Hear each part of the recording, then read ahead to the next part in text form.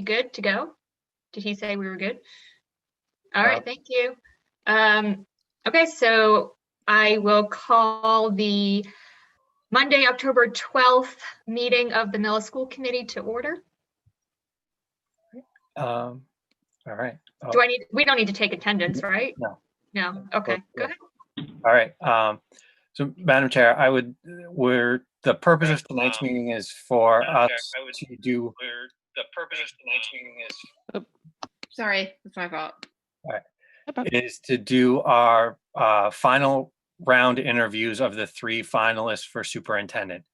As summary, there were 38 original candidates who applied. The search committee whittled that down to 9 individuals who they interviewed and then put forth 3 finalists. The 3 finalists, the process for the finalists, we have performed a virtual site visit by the school committee to each of the 3 towns districts where the candidates are currently employed.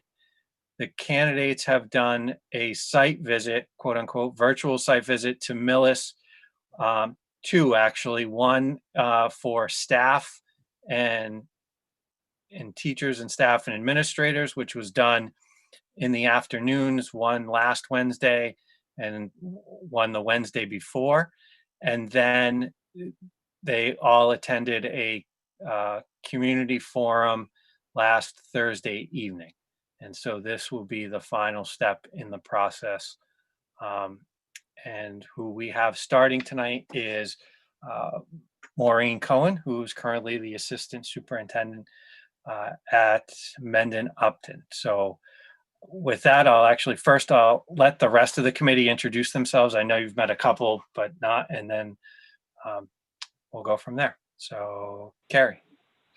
Hi, Maureen. I'm Carrie Roach. I'm the current chair of the school committee. I have been a member of the school committee for 4 years, and I have 3 children. One graduated last year. I have a freshman in high school and a 3rd grader. Nice to meet you. You too. Thank you. Hello, Maureen. My name is Stephen Catalano. I've been on the school committee for 10 years. I currently have a son in 10th grade in the district. Nice to meet you. You too. Hi again, Maureen. It's Denise Gibbons. I've been on school committee for 7 years. I have a 9th grader and a 5th grader. And thanks for joining us tonight, especially on a day off, which I hope you got to enjoy a little. It's all good. Thank you. Robin? And I'm Robin Briggs. This is my 3rd year on the school committee, and I have a kindergartner and a 3rd grader. All right. Great. Well, nice to meet all of you in person together. So thank you. All right. So I'll start it off. Maureen, if you want to just start with offering us some of your background, what brought you to aspire to the superintendency here, and tell us why you believe that you would be most successful as our superintendent. Great. Well, first, thanks for having me tonight. I'm really honored to be here, and it certainly has been a thorough process, but I really do appreciate that you take this seriously, and it's been really beneficial for me to reflect and to go through this process. So I just want to start off with thanking all of you and thanking Mark, because he's been the coordinator behind the scenes and has done a great job in communicating. So thank you for that. So I will give you a little bit of background. I'll try not to go as in depth as I have in the past, and I know you have my resume, but I like to begin just to give you a sense, a little bit of who I am and where I came from. I grew up in Gardner, Mass. And when I graduated from Gardner, I actually went to Bowdoin College and went into government and legal studies, and also minored in education, and originally was going to be a middle school teacher, did my student teaching in middle school, but ended up, when I got my first job and applied everywhere, and ended up getting a job at the high school, at Taunton High School, and I was a history teacher there for a few years. After that, I moved back to a little bit closer to where my family is, and I was a teacher at Framingham High School, and I taught world history, government. I was proud at the time of introducing a couple AP courses, AP World, AP Gov, that they didn't have, and we did really well with that. And I started to get involved in mentoring, advising. I was a coach, basketball and softball as well.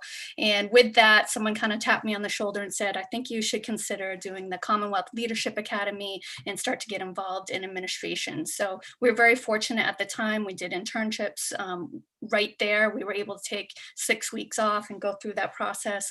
And so then after that, I decided it was time for me to apply to be administrator.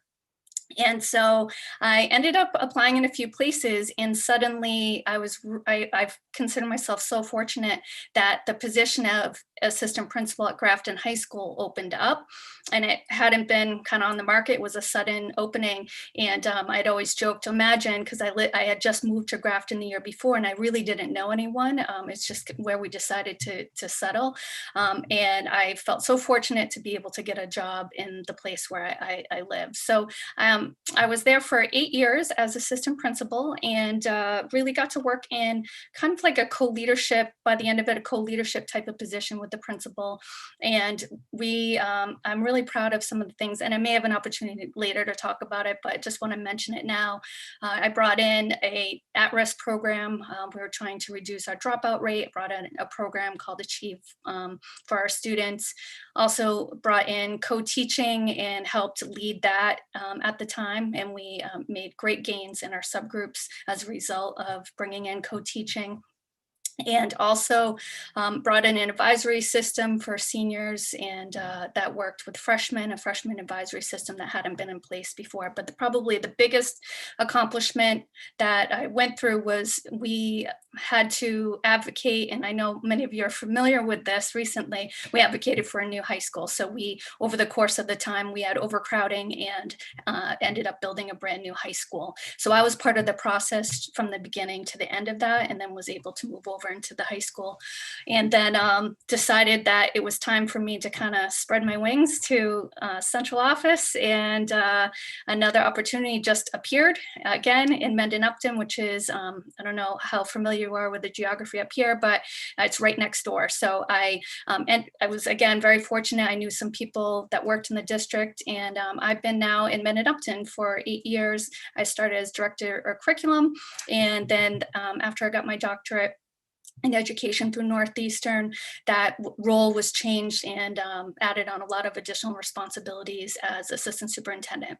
So that leads me to here. And I will be honest that if I looked back a year ago, I was starting to think about superintendencies, but I haven't been. I'm not actively looking. I love who I work with and what we do and all the exciting, it's an exciting time right now for sure.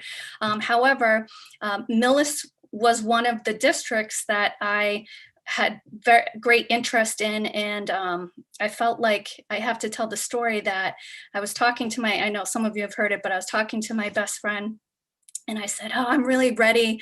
I wonder what's going to open up this coming year. And I said, I wonder when Nancy is going to retire from Millis. And I didn't know anything. I just knew at some point in the next couple of years she might. And I said, that Millis would be a great community. It was 4:00 in the afternoon, and that night I ended up seeing it on Twitter, and I thought, okay, I guess I'm supposed to really take a look at that. And why Millis? Why is that a community? It's similar in size to the communities I've been working in the last 16 years in with Grafton and Mendon Upton, but most of all, I've really known what's been going on in Millis for a while. One, Nancy does live in our district, so she shows up and interacts with us and kind of aware of what she's been doing and what all of you have been doing. But I've always been impressed with the personalized learning that takes place in the innovative nature of the district. And where I work now in Mendon Upton, many of the same values that I hold, that we've been working on, are a really great match with what you're working on in your community. And as I went to learn more, and I know a few parents in town, not too many, but met a few along the way in this process. And when I ask everyone about, I said, I ask them a question, what do you love about Millis? You know, what are you proud of?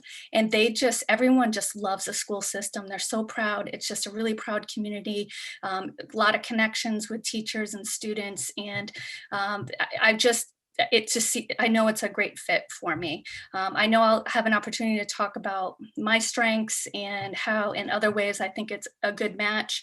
But a few things I want to just touch upon about my values that I bring to this position.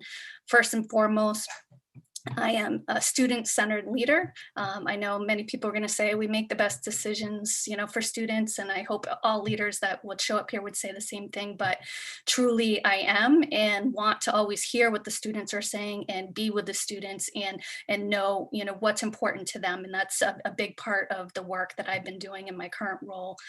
Secondly, I believe that you're not going to accomplish anything without strong relationships. And so it's developing strong relationships would be the first thing that I would do when I came to Millis. I would get to know all of you, of course, you know, one-on-one meetings, but I would be in the schools, talking to teachers, talking to the leadership team, asking questions in the community.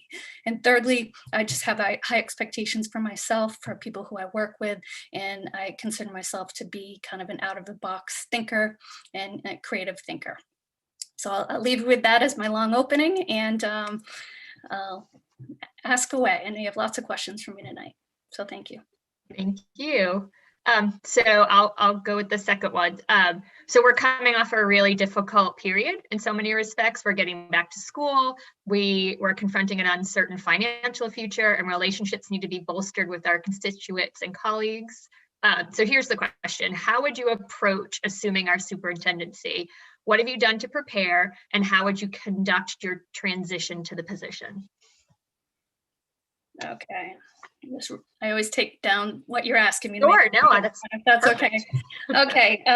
Well, I've thought about this a lot, and well, what I've already done is try to watch every school committee meeting that you've had in the last 2 years, so or more, as much as I can. Sometimes I'm just listening while I'm in the yard, but I have been, you know, catching up on what you were doing prior to COVID and also after, just to get a sense of kind of the history.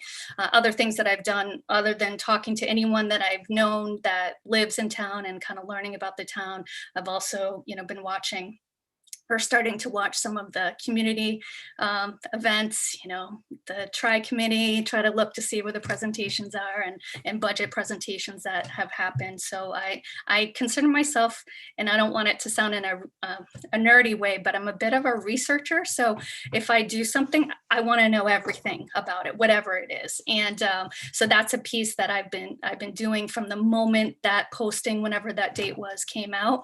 I've been doing that on the website, reading everything that I can put my hands on. So that's a part of the work that I've been doing. One, to make sure that it's the right match for me before I had decided to apply, but also just to find out and kind of hit the ground running.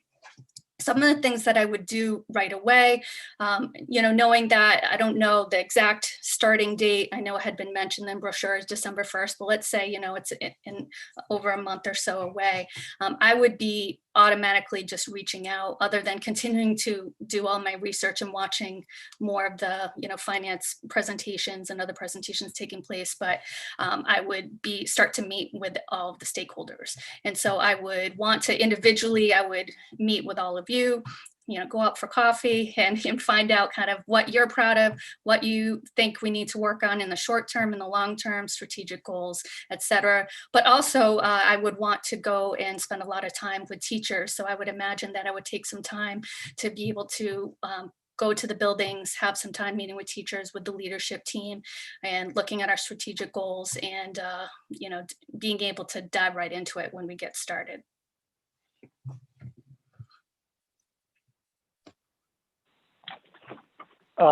Maureen,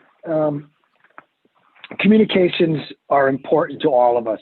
What is your communication style and your strategy for working with our faculty, students, parents, and the overall community? Okay.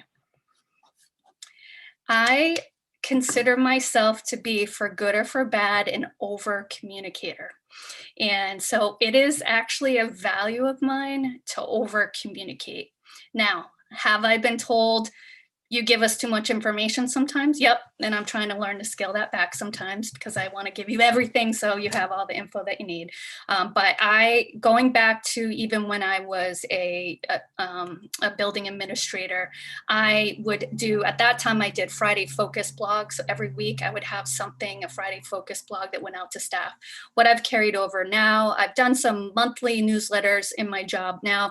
I've switched in the last 2 or 3 years to weekly updates. And so every Sunday, about 8 o'clock, right now, and I'll talk about what I'll do in Millis, but right now I send out a monthly update a weekly update to all of our internal staff, because that's my role right now. My role isn't to communicate outwardly. But right now I communicate with staff on a regular basis. So some aspects that I will do is upcoming professional development, any updates. So right now we have a lot of tech updates that are coming out, and I work closely with our directors of technology that we have in our district. So we have constant support that we're providing to our teachers. So I pull all of that information. I'm also in charge of the English language learner department. And so I've been giving some updates to help communicate out in that area. In the past, it would be curriculum or different updates. So what I do is people now I try to be very consistent. So people know that Sunday at about 8, they're going to get the update. And a couple times when I've gotten it out at 9, they're like, I thought something was wrong with you. Are you okay? But I'm very consistent with that. So I would want to and I think it's important to do that and communicate and have people rely on whatever that messaging is. As superintendent, I would probably do something similar.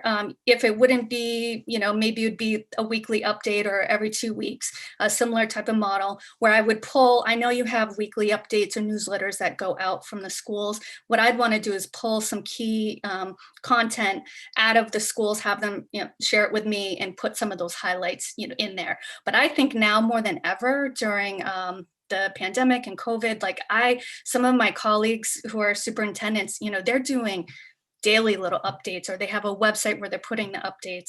And I feel like right now, the more communication that's frequent and up to date where people can rely upon that's what I would do. So right now I just did we call it for MURSD, for Men and Upton Regional School District, MURSD reentry website. So I took the lead on that in our district. And so I created a communication hub where I'm pulling all the newsletters right now from all of the schools and putting them all in one hub, because we're getting an overflow of our newsletters and emails, and I know you get them through the listserv, but it can be lost or you don't know where it went. So I've been trying to pull that in and also have frequently asked questions that I'm adding in. So when we have things like going on right now, big initiatives or big change, right, and people have tons of questions, you need to have a hub or a place. And so I've always use myself websites, and I kind of like to create websites. It's a thing. So I have a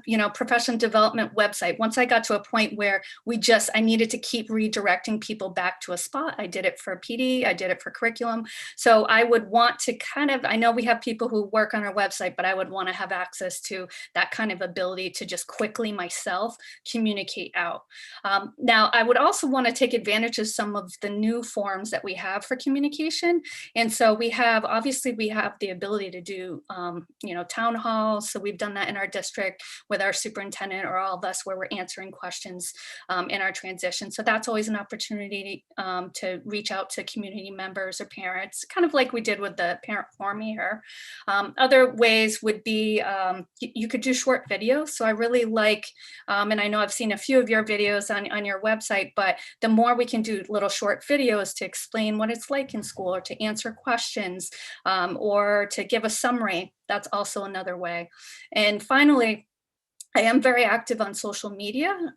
I try, not so active that I'm on it all the time, but for work, what I try to do is just set a goal that with Twitter, for example, once a day or twice a day, can I send out some highlights of what's learning and exciting events that are taking place? So I'll set a little goal to just go in and tweet something out. And that hits that market of people who are on Twitter, right? Same thing. Then I would go to my work Facebook account. And if there's a big message, I might send a message out there because that hits another market. So I think it's important to have multiple means for communication, but I would find that I would probably have one core spot of communications that would go out either through a blog or some sort of newsletter. And I would also use social media and some of these other avenues that I haven't done some of them, but I would intend to communicate out. And I think, no, I wouldn't want anyone to say, I don't know what's going on in Millis, that Dr. Cohen hasn't communicated at all in the last couple of months, right?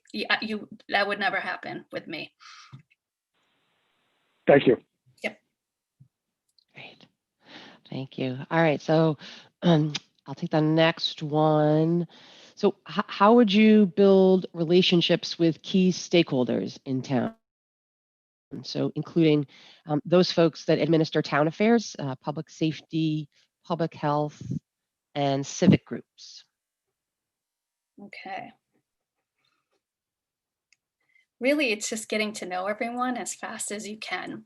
And one way that I find that's helpful with technology is I'm able to, before I'm even there and able to talk to people, I can start watching the meetings and getting a sense of the culture in Millis, what some of the hot topics are, just different styles, who people are.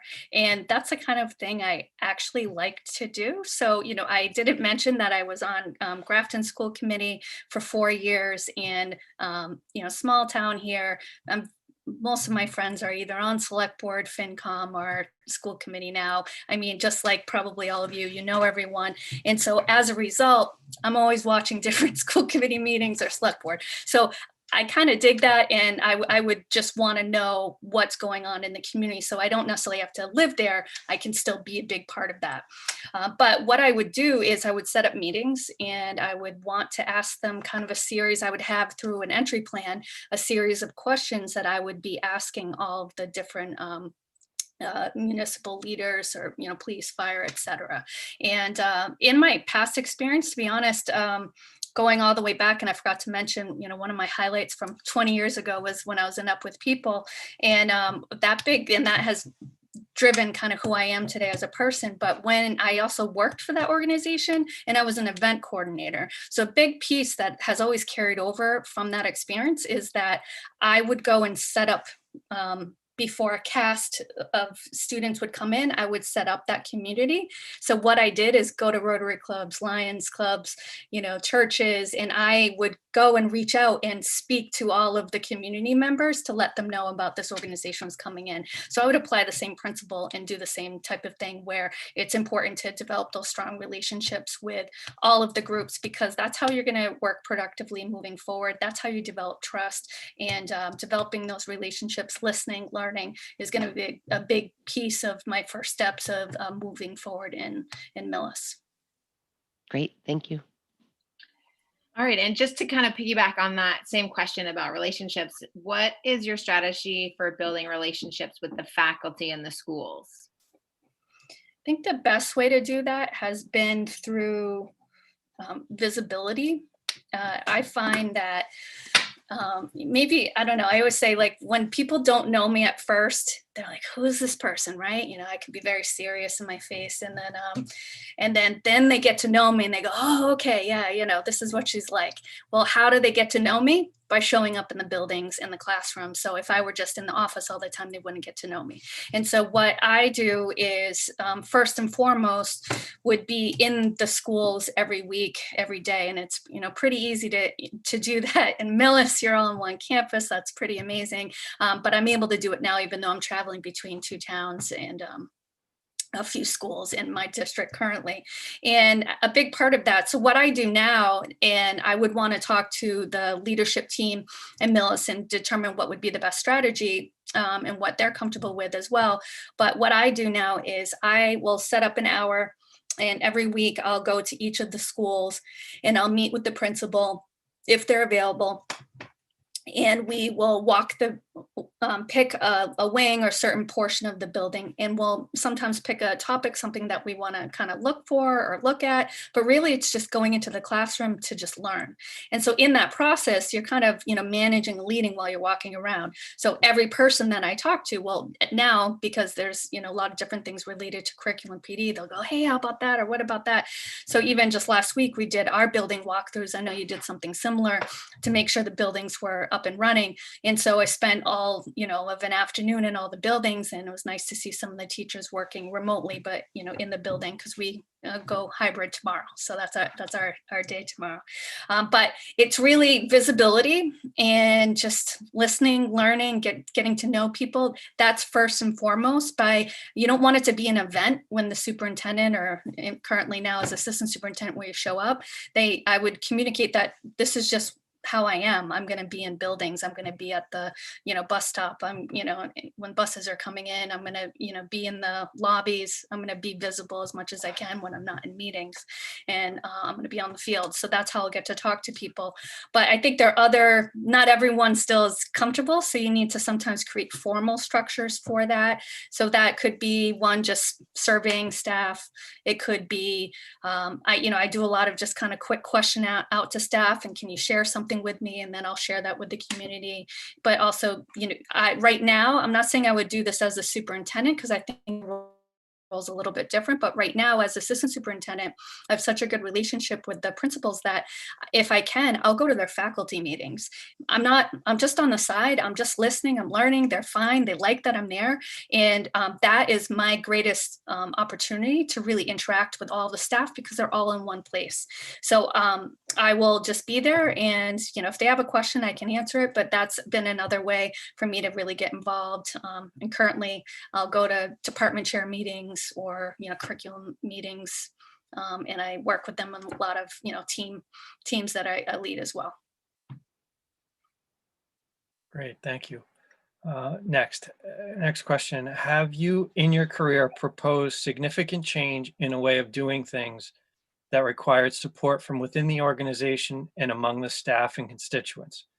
Tell us about it and how you developed, implemented, and sustained that change. Or if it did not succeed, what you learned from the experience. Okay. I think there's a long list, so I have to think about what might be the best one to share. I would say, well, I'll go with, what would be a good one? I guess one that stands out because it felt so drastic at the time, although I don't know if we think it would be now, but I'll lead with that, and then I might add another one if that's all right. I'm actually going to go back to when I was at Grafton, although the same thing, I had to do it in Mendon Upton too, was when we moved to going one-to-one with iPads. That was in both places. So in Grafton, when we moved to the building, we went one-to-one with iPads, and we wanted to make sure it wasn't just about technology. And so again, I did a lot of research, but we ended up talking about how it's going to shift and transform learning. And so the conversation, anything that you're doing, any of the changes, if you're focusing it back on how it's going to help students and teachers and learning, that definitely is one of the focus areas that we want to focus on. What I did is I created an innovative learning team, and it was all of our teachers that were a little bit more tech savvy at the time. And by working with them, they were ended up becoming our teacher leaders in that process. So whatever it is, whatever change, you kind of get those that are out front in it already, and they help lead the way. So that's one aspect. But something else that really helped, because the parents at the time, and this was a while ago, right? So this was around the time that you also went one-to-one, but not a lot of places had at that time. And so a lot of parents were like, who needs this? We don't need that. That's a waste of money. And we really needed to do our homework and convince parents as well, and convince students, because they had never had it before. So it was very new to them. So what we did was really just we did a lot of, videos, advertising, having students talk about how it would transform their learning, how teachers would talk about how it transformed their teaching. We'd bring in outside, community members that, were already using it to say, okay, this is how we use it in the workplace and this is how it applies.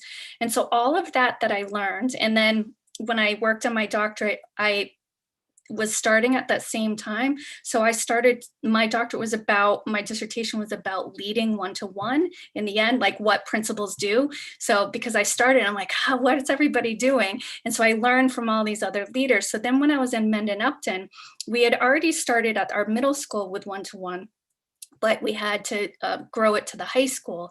And at the high school, they were pretty resistant because they were just used to paper and used to everything. So we applied some of the same strategies, a lot of support, learned a lot about PD in regard to having, advanced users, beginning users, and really ongoing support.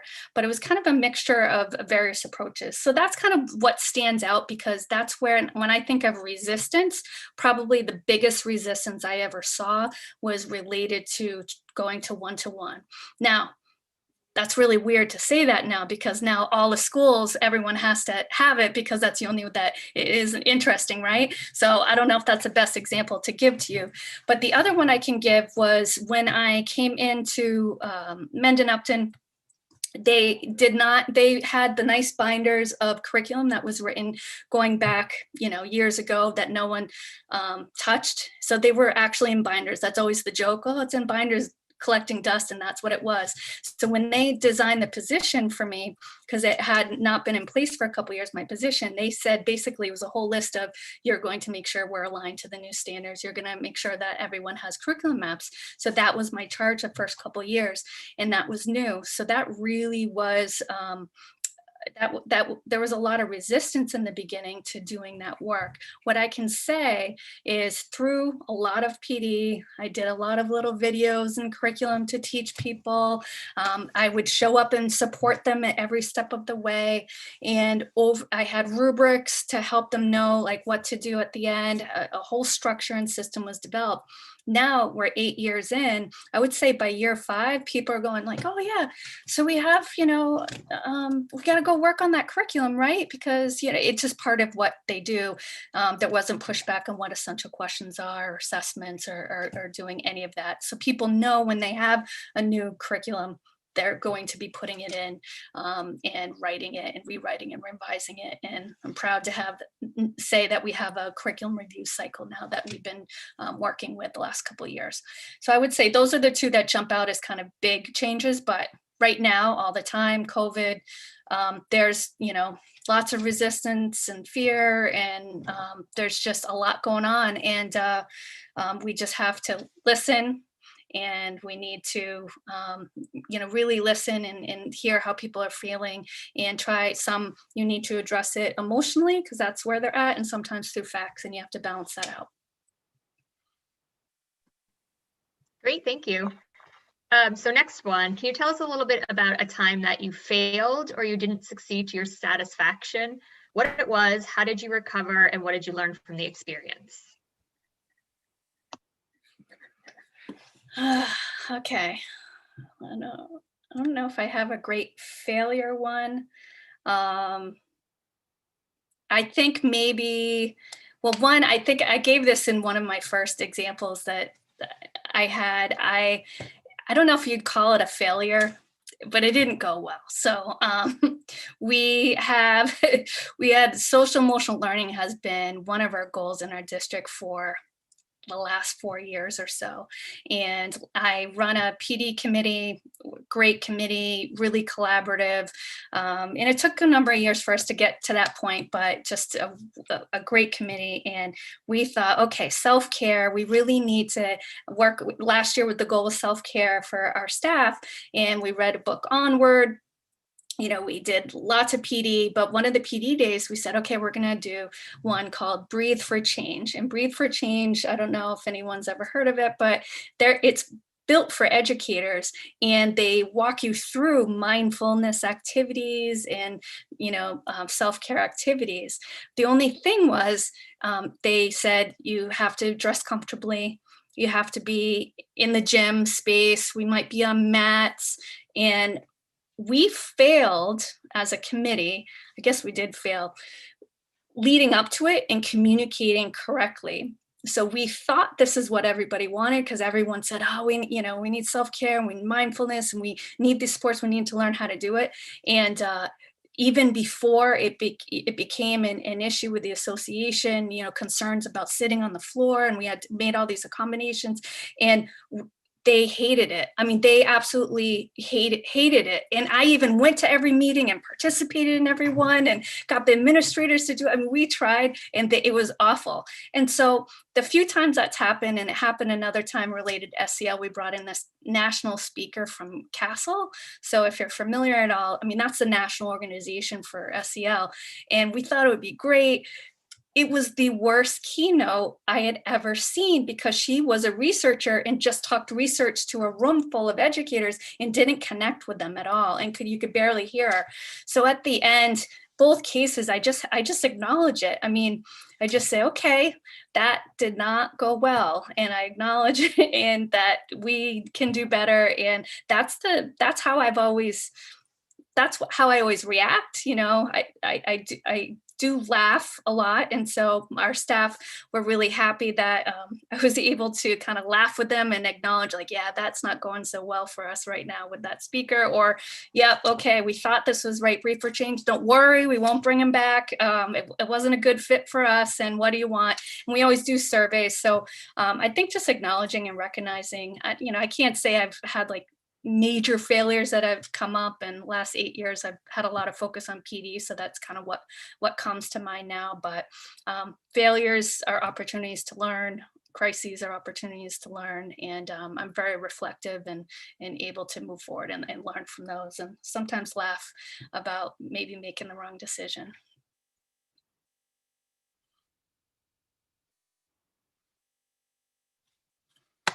Sorry. Well, you're on mute. I'm sorry. I am muted, sorry. How did your district handle the reopening of schools? What worked? What would you have done differently? I would say that so far, I think we have been doing a good job. I would say I'm really proud of us. You could check back in a week after we go hybrid tomorrow and see how that is, if we actually did do everything we were supposed to do. But we, early on, I was actually, and I've obviously watched all of your school committee meetings about this. And there was a whole piece where we decided kind of early on that we wanted to start remote. And the reason for us was that it gave us more time, essentially, to get, I love how you have the giant checklist of items, but essentially to get the checklist of items done. And we didn't have a checklist as good as that, but we essentially, had to work through a lot of those elements. And I feel like as a result, we weren't rushed. I felt like we had this arbitrary deadline that after those PD days, we just had to begin there. And I kept saying, why do we have to start on that day if we're not quite ready? And a big piece was just staff being ready, the administrators feeling ready. It wasn't so much about the safety and security, where we have very low numbers in our district. It was just to get, we just finally got similarly like our HVAC, evaluated. I got the information on that last week. It gave us time to work on the MOA with our association, and it allowed them time to kind of work through concerns. So we met, 2 or 3 times a week, and a concern would come up, and then we would meet and address it. So it just allowed for taking the level of anxiety and fear that was here and at least dropping it. Now, I would say remote, because our teachers, they're working so hard, is so hard. I mean, they all last week, they're just kind of cracking a little bit, just crying one day, not the other day. And that's everybody. That's the people who've been teaching forever. And that's the piece where I've been talking to our administrators and thinking about how can we support them better. And that's the part that I feel like we can't quite, we're trying to do everything, but we can't quite get at those feelings and having them feel better. I'm hoping when we go hybrid, as difficult as it's going to be, that maybe seeing students and being in the building with students is going to help a little bit. So we brought our kindergarten back last week, a week early.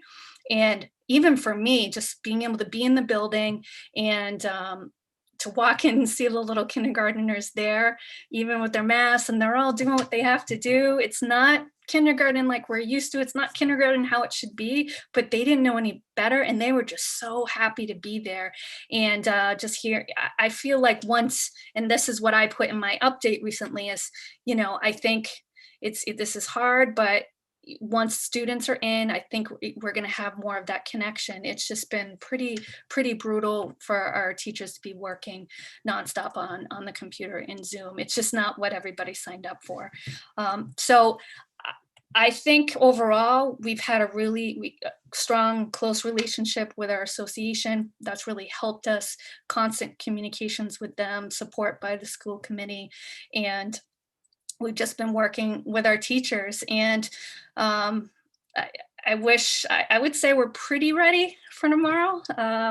We'll see how it goes this week, but it was hard. It's hard, as you know.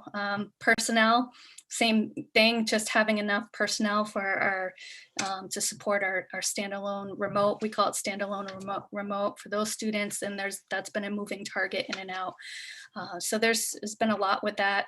I've been involved in a lot of the grant writing. I've been involved with our finance director in regard to all the grants and making sure that we have everything we need for our students, technology-wise, curriculum-wise, personnel, PPE. I mean, I'm learning about all sorts of things, and I like to be involved in that. But I think we're in pretty good shape moving forward. Thank you. You're welcome. Great. So keying off that one a little bit, so it's no easy task working our way through unpredictable financial times. How has your experience and study to date prepared you to create a budget and financial plan to guide Millis through the next 1 to 3 years? If you could talk a little bit about how you would go about preparing the budget for FY22, and who you'd consult with, and also who you'd go to for support. Okay. I know it's a lot of words in there. Yeah, I'm writing keywords, but it's on my notes. I don't even know. I'm going to remember what I just wrote down. It's all right. I'm happy to remind you. Just yeah, that's okay. Thank you. All right. Well, why don't I start just in general with how about I talk about a little bit about my experience with budget, and then I can talk about kind of what I envision that I would do. So I'll break it up that way. I would say the best experience that I've had with budget was actually from my school committee experience in Grafton. And I was on the budget subcommittee. I led to, overrides. I was on the override committee before and after. It kind of paralleled the time on my school committee. Because in Grafton, the way the culture is here, it's about every 5 to 6 to 7 years, they're in need of an override. And so I've been on that. But in that process, what I liked was the way the superintendent would walk us through the budget was through presentations by department throughout, starting early on in the fall. And so I have had that experience of working with the superintendent from the school committee role in seeing and developing and asking questions on that budget end of things. And I liked how he would have it by department and have different sessions. So it wasn't just suddenly mid-year, you have a presentation on the budget. You really know the budget by the time that you have the open hearing. In my current district, what I have been the last number of years closely working with our superintendent, and we're a small district too, so I work with our finance director and our superintendent, and so I'm in on every single one of the budget meetings. And so the way we do it, we start it a little bit later than we did in Grafton. And again, I worked in Grafton on the other end, on the budget at the building level and developing it. But we start closer to November, and we ask all of the departments to come forward and the principals to come forward with their proposed budget. And then we meet and talk about priorities and go through and then have a couple meetings with school committee and then the public hearing. What we did this past year, because we were also in need of an override a couple of years ago, we ended up bringing in budget subcommittee meetings that were for the public, and we had special ed present, athletics present, and that all of those videos were used as part of our promotion to let people know really what our whole budget was about and to really be as transparent as possible. So those are my two different experiences. So although I'm not the final decision maker in the role that I am now, I like that we show up in different lenses to these budget meetings. And I've always been the teaching learning lens. So I am very close with all the principals. So I know, and I'll bring, well, no, you got to do this, you can't do that. And I'll bring it forward in our budget conversations. Now, you asked about kind of the network of, who I have. I have numerous colleagues who are current sitting superintendents right now, and they are experts in budget. And, I have tons of people to rely upon to talk to, and I would plan to do that. I've also been to numerous budget types of trainings, and it's the kind of thing, I did it through MASC, charting the course, other courses they have. Every year, MASS, I'm part of MASS, they have budget presentations, so I always do that. You can never hear it too many times because it is complex. And the point is, you really need to learn how to explain it to the public so it makes sense. And in order to do that, you just got to keep coming back to it. So some of the things that I've thought about that I would want to do, obviously that Terry would become like my best friend, as my current Jay, who I work with now, is with finance. So I know that would be the same. You kind of work hand in hand. He's one of the most important people in that process. Obviously, all of you have tons of experience from your experience on school committee, and the town as well. So I would definitely learn a lot by working with all of you. And that, I will be honest, was a big piece of seeing how you operated as a school committee was really appealing too, because I knew you had a knowledge base, and that was really appealing for me. But what I would want to do, I like kind of more of the Grafton way. They start really early in their budget process. And I know I can't do that now coming in, coming in kind of a mid-year, I can't, but normally I'd want to start on the early end of things to really start building that budget.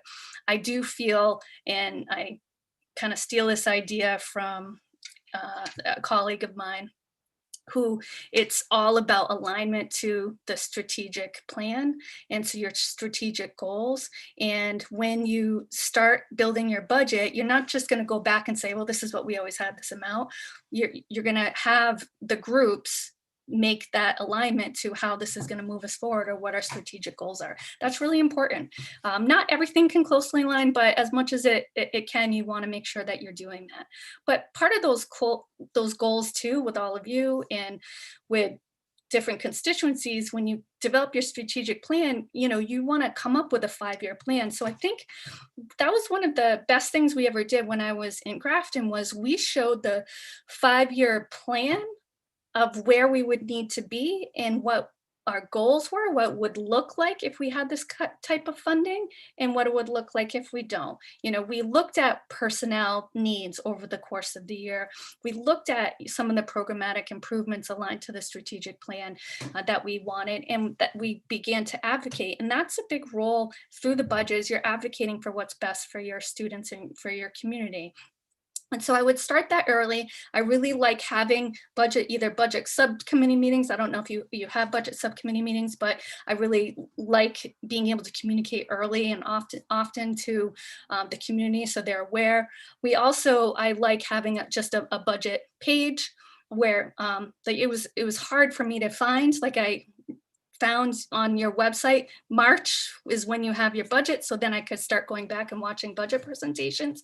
But I'd want to have a whole page that goes up through the history of the budget and over the years. And that historical factor is how you build your argument moving forward as well.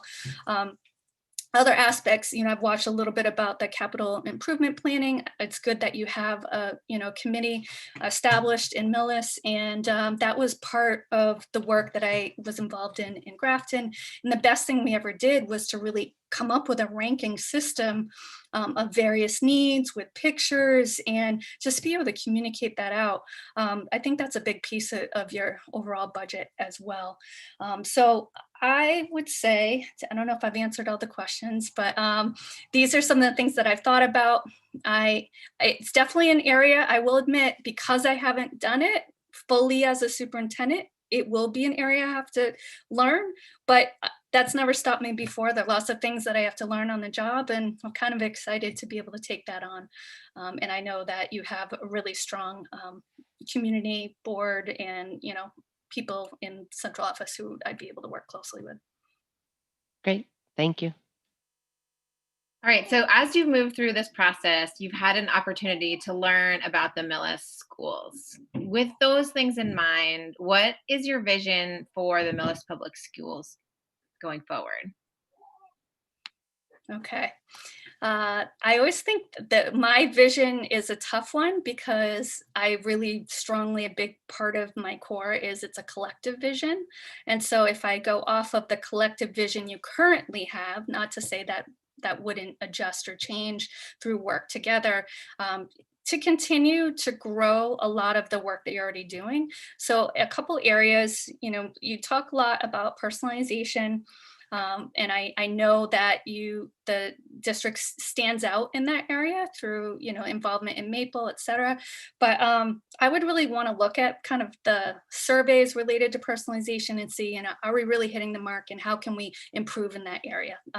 I'm all about continuous improvement. So I would say a big vision would be that you would see continuous improvement and growth in whatever our goals that we set by the end of, did you say 3 years? I don't know, did you give me a timeline? But, within a few years.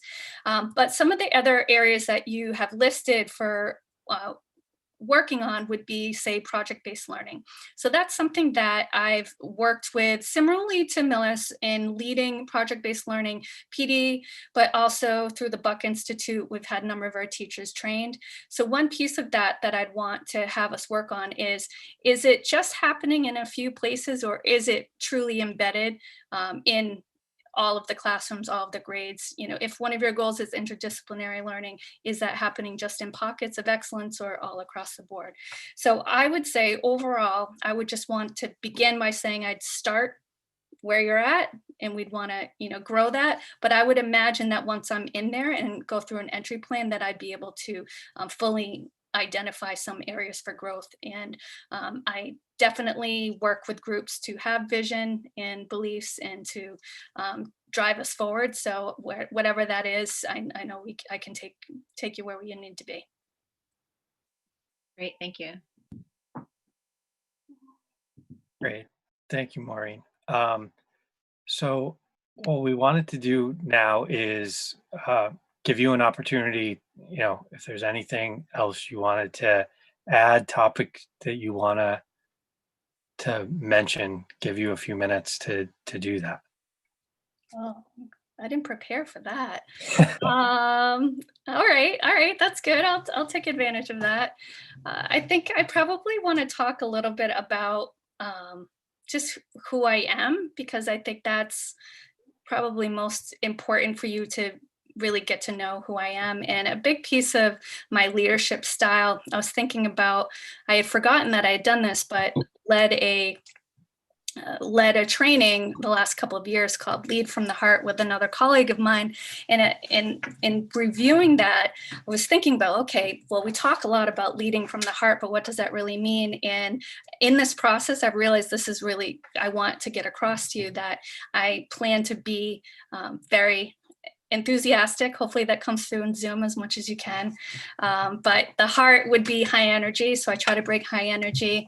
The emotion is about, the E is for emotion. And that piece of it is I'm really good at working with other people, staying calm, very deliberative, and really am a listener. is the action oriented, and we made this up so for our presentation, but it's the one thing I'm like, how can I talk about that, because it is who I am, and I really want to take action and to make change and bring about change, not my change just because I want to change something, but for growth, because that's a big part of our work. Ours, the relationships, and that's a big part of who I am, is trying to build those relationships, and the T is trust. And in order to do anything in our what we're doing, it's all based off of trust and relationships. And so I just kind of want to share that with you, because that's a big part of who I am as a person. And I definitely always have something to learn, believe in the growth mindset like we all do, but I'm excited for the opportunity if I'm so fortunate to be able to work with all of you. Great. Thank you. Well, thank you very much for not only taking time tonight, especially on a holiday night, but for participating and joining in all of this process, which, as you noted at the beginning, it's been a long process. So thank you very much for doing that. And we will continue our process through tomorrow night. All right. Thanks, Maureen. So, Good luck thanks, tomorrow. Good luck Yes, tomorrow. so Thank you, everyone. Good luck with the rest of your interviews. Nice Take meeting care. you. Thank Thank you. you. Bye. Thank you, Phil.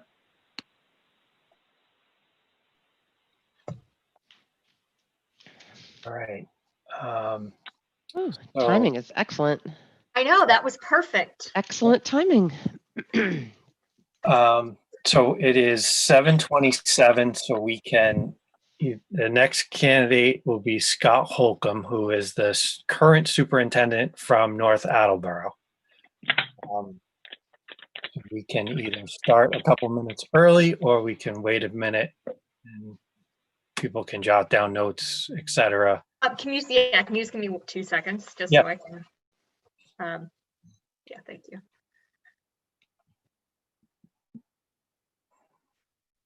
You guys all watching me? Yes. Sorry. Okay, I can finish later. No, you're fine. Okay, I'm good. No, Steve stepped away. You're totally fine. Is there anyone on YouTube? Do we know? Oh, yeah, Right now it says there's 5 people watching. all of us. We all have YouTube open. Oh. 4 now. Somebody turned it off. Scared them away. Like you said, we can send the recording. We can still send the Yeah, I recording. think of that's what we everything need too, to have them do it right away tomorrow morning. Yeah.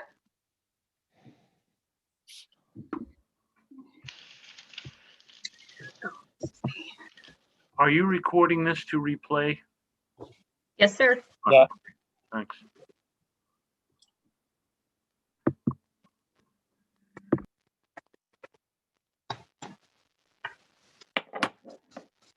All right. Same order. Yep. We ready? I'll let Scott in.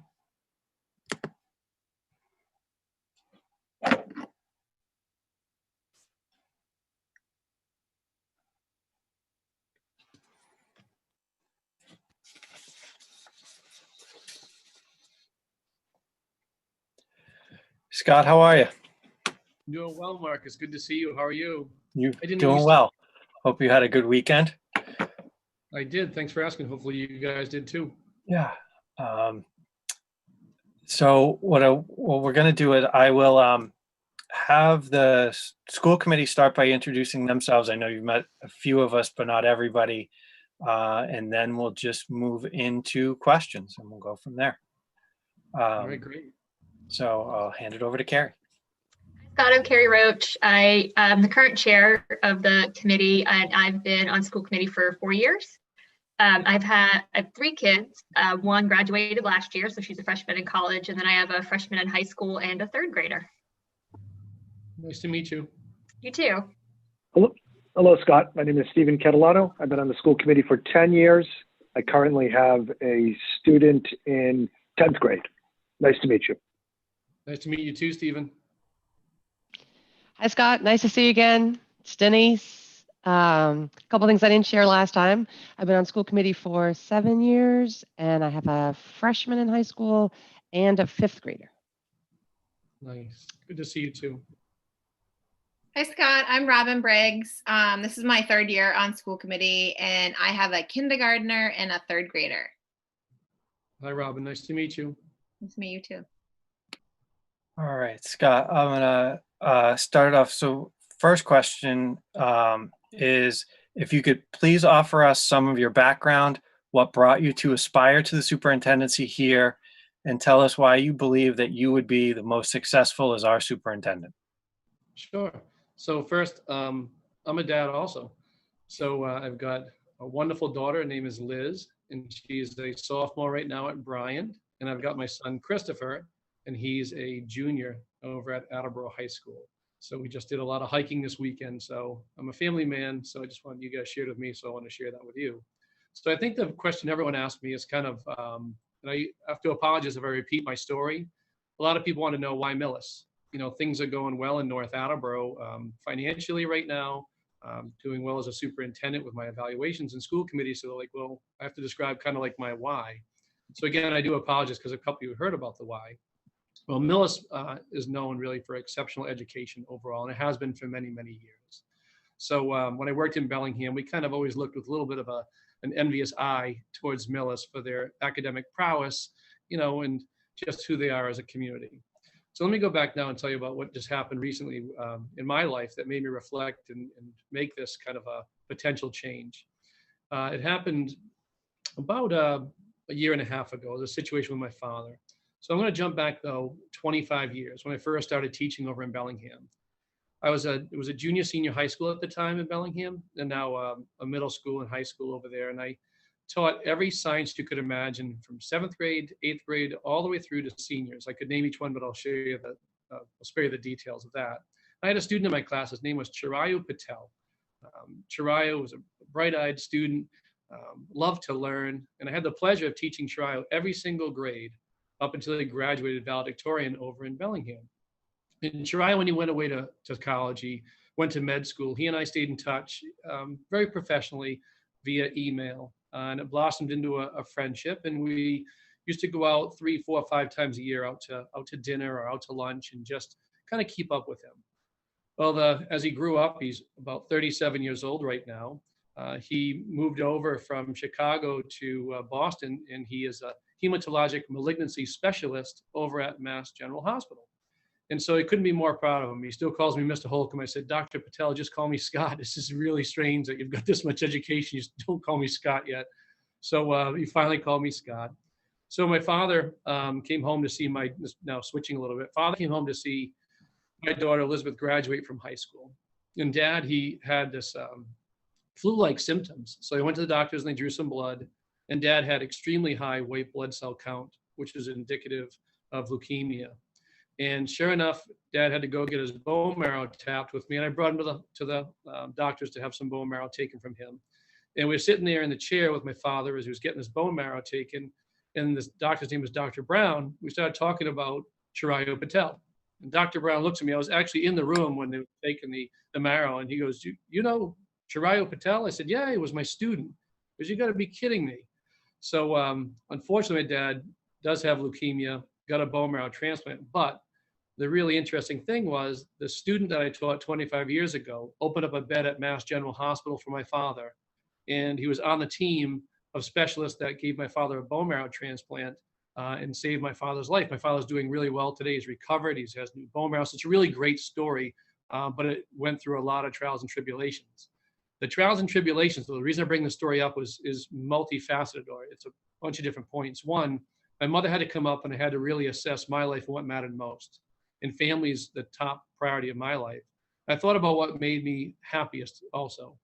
And if you think about the relationship between a student and a teacher and the magic that can happen in a classroom, you just never know what may happen later on in life. I thought to myself, geez, you know, being in a district with 9 buildings, it's a little difficult to really get close to one building with teaching and learning. But that wasn't kind of the end of it. That was just the beginning of this journey. I then look back and COVID comes down and puts this heavy blanket on top of all of us. And I realized just so strongly that I really love being around teaching and learning with kids. And you take those two stories, and then you have someone come into my office who is a resident over in Millis, and he's a sales rep for next gen sales. And I'll, lucky enough, fingers crossed, to be your next leader, I could tell you who the person is and everything, or if you really pressure me, I'll tell you now. But he said, hey, did you ever think about being a superintendent over in Millis? There's an opening there. And I was buying, we were buying some PPE off of him for the summer school program we have. I said, what do you mean it's opened up? And next thing you know, I just thought about the opportunity that was in front of me to get much closer to what I love, to take a skill set that I believe is transferable and applicable to Millis and help be in a wonderful district and then kind of have a, I call it a mutually symbiotic relationship, a win-win on both sides where, you know, the superintendent feels fulfilled and happy, and also the district itself benefits from that. So that's sort of like my why, my calling of what I think about Millis. I didn't blanket, you know, resumes out there for jobs or anything like that. This was highly selective and obviously risky, as they always are because they're so public. But I definitely think it was a calculated, worthwhile risk, and hopefully it pays off. Thank you. So we're coming off of a very difficult period in so many respects. Getting back to school, confronting an uncertain financial future, relationships that need to be bolstered. How would you approach assuming our superintendency? What have you done to prepare, and how would you conduct your transition to the role? Sure. So one thing I mentioned before that's kind of interesting, when I took over as superintendent in North Attleboro, it was also at a situation, a time like this. It was in January, February mark when I took over. So the school year had already started up. Now I know it's within a district that I was already present in because I was the assistant super at the time. So the transition here would be a little bit different. One thing you'd want to do is make sure that we listen to people and ask them a lot of questions and listen attentively. And then what we want to do is gather our information and have a report out on findings. Many times we do those things in two different ways, sometimes with the leadership team or with the school committee at large, with the public, just to see where people are at. As you said, it's really difficult times. So we want to make sure people are safe. We always call it emotionally safe, psychologically safe, and physically safe. So I think with COVID times, those are the kind of three metrics that we want to maybe apply into any district right now. I call them like universals. How are we making sure that all the people, you know, that are coming back to school when they do the hybrid model, how are they going to be physically safe? We talk about what they can do as individuals, but also what we can do with our buildings to make them safe. How are they emotionally and psychologically safe? So we have to make sure we have the right metrics in place for that. We have different screening tools that we utilize here this year with our students and our staff to assess where they're at. And then we provide them with supports if need be or scaffolding. So we look at it that way for coming into the district. And I think there was a third question you had asked too. Do you mind if I ask you one more time maybe to repeat that? I don't want to miss any points. No, not at all. So it was, how would you approach assuming the superintendency? What have you done to prepare, and how would you conduct your transition to the position? Oh, great. So another thing we did here when I took over as superintendent in North Attleboro that's applicable to Millis is we have entry plans. As a new superintendent, you're given and assigned, if you want to, a coach through the new superintendent induction program through the Massachusetts Association of School Superintendents. It's a 3-year program, and they help you transition into the role by developing an entry plan that's applicable to any district. That entry plan does take about a 3-year period. It's pretty intense, but it does come down to doing a SWOT analysis with people, the strengths, weaknesses, opportunities, and threats that we have, analyzing what those opportunities are, what those threats are so we can keep them at bay, maintaining where we're at, making sure we don't fall back, and utilizing it that way.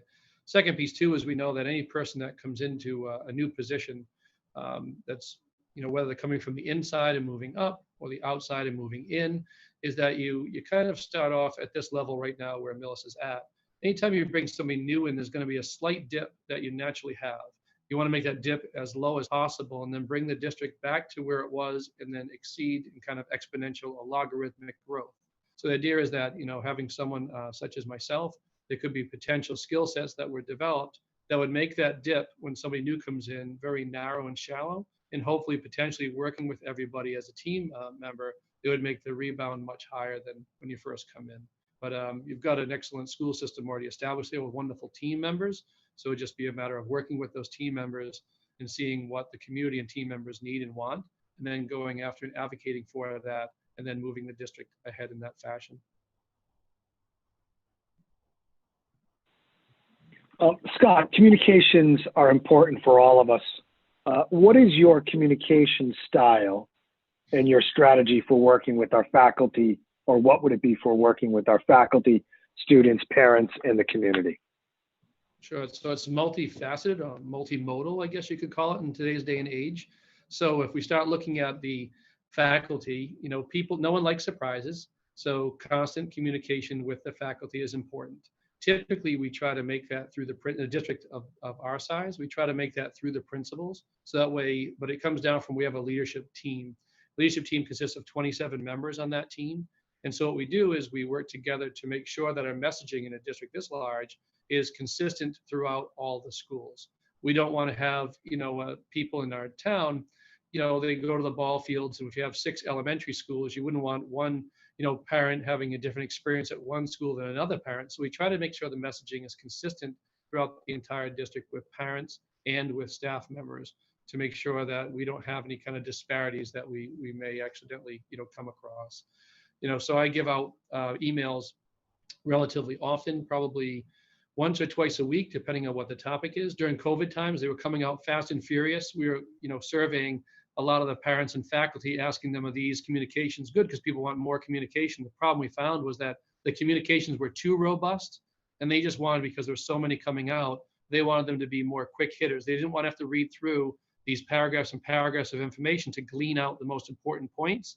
So we did, as a superintendent, you could see it on our site, we kind of put the most important points in the very first paragraph with the bulleted points, and then we developed the other paragraphs to really blow up the individual points if the reader wants to actually go a little bit further with that. So the communication is key. When I said it was multimodal, it's not just one way.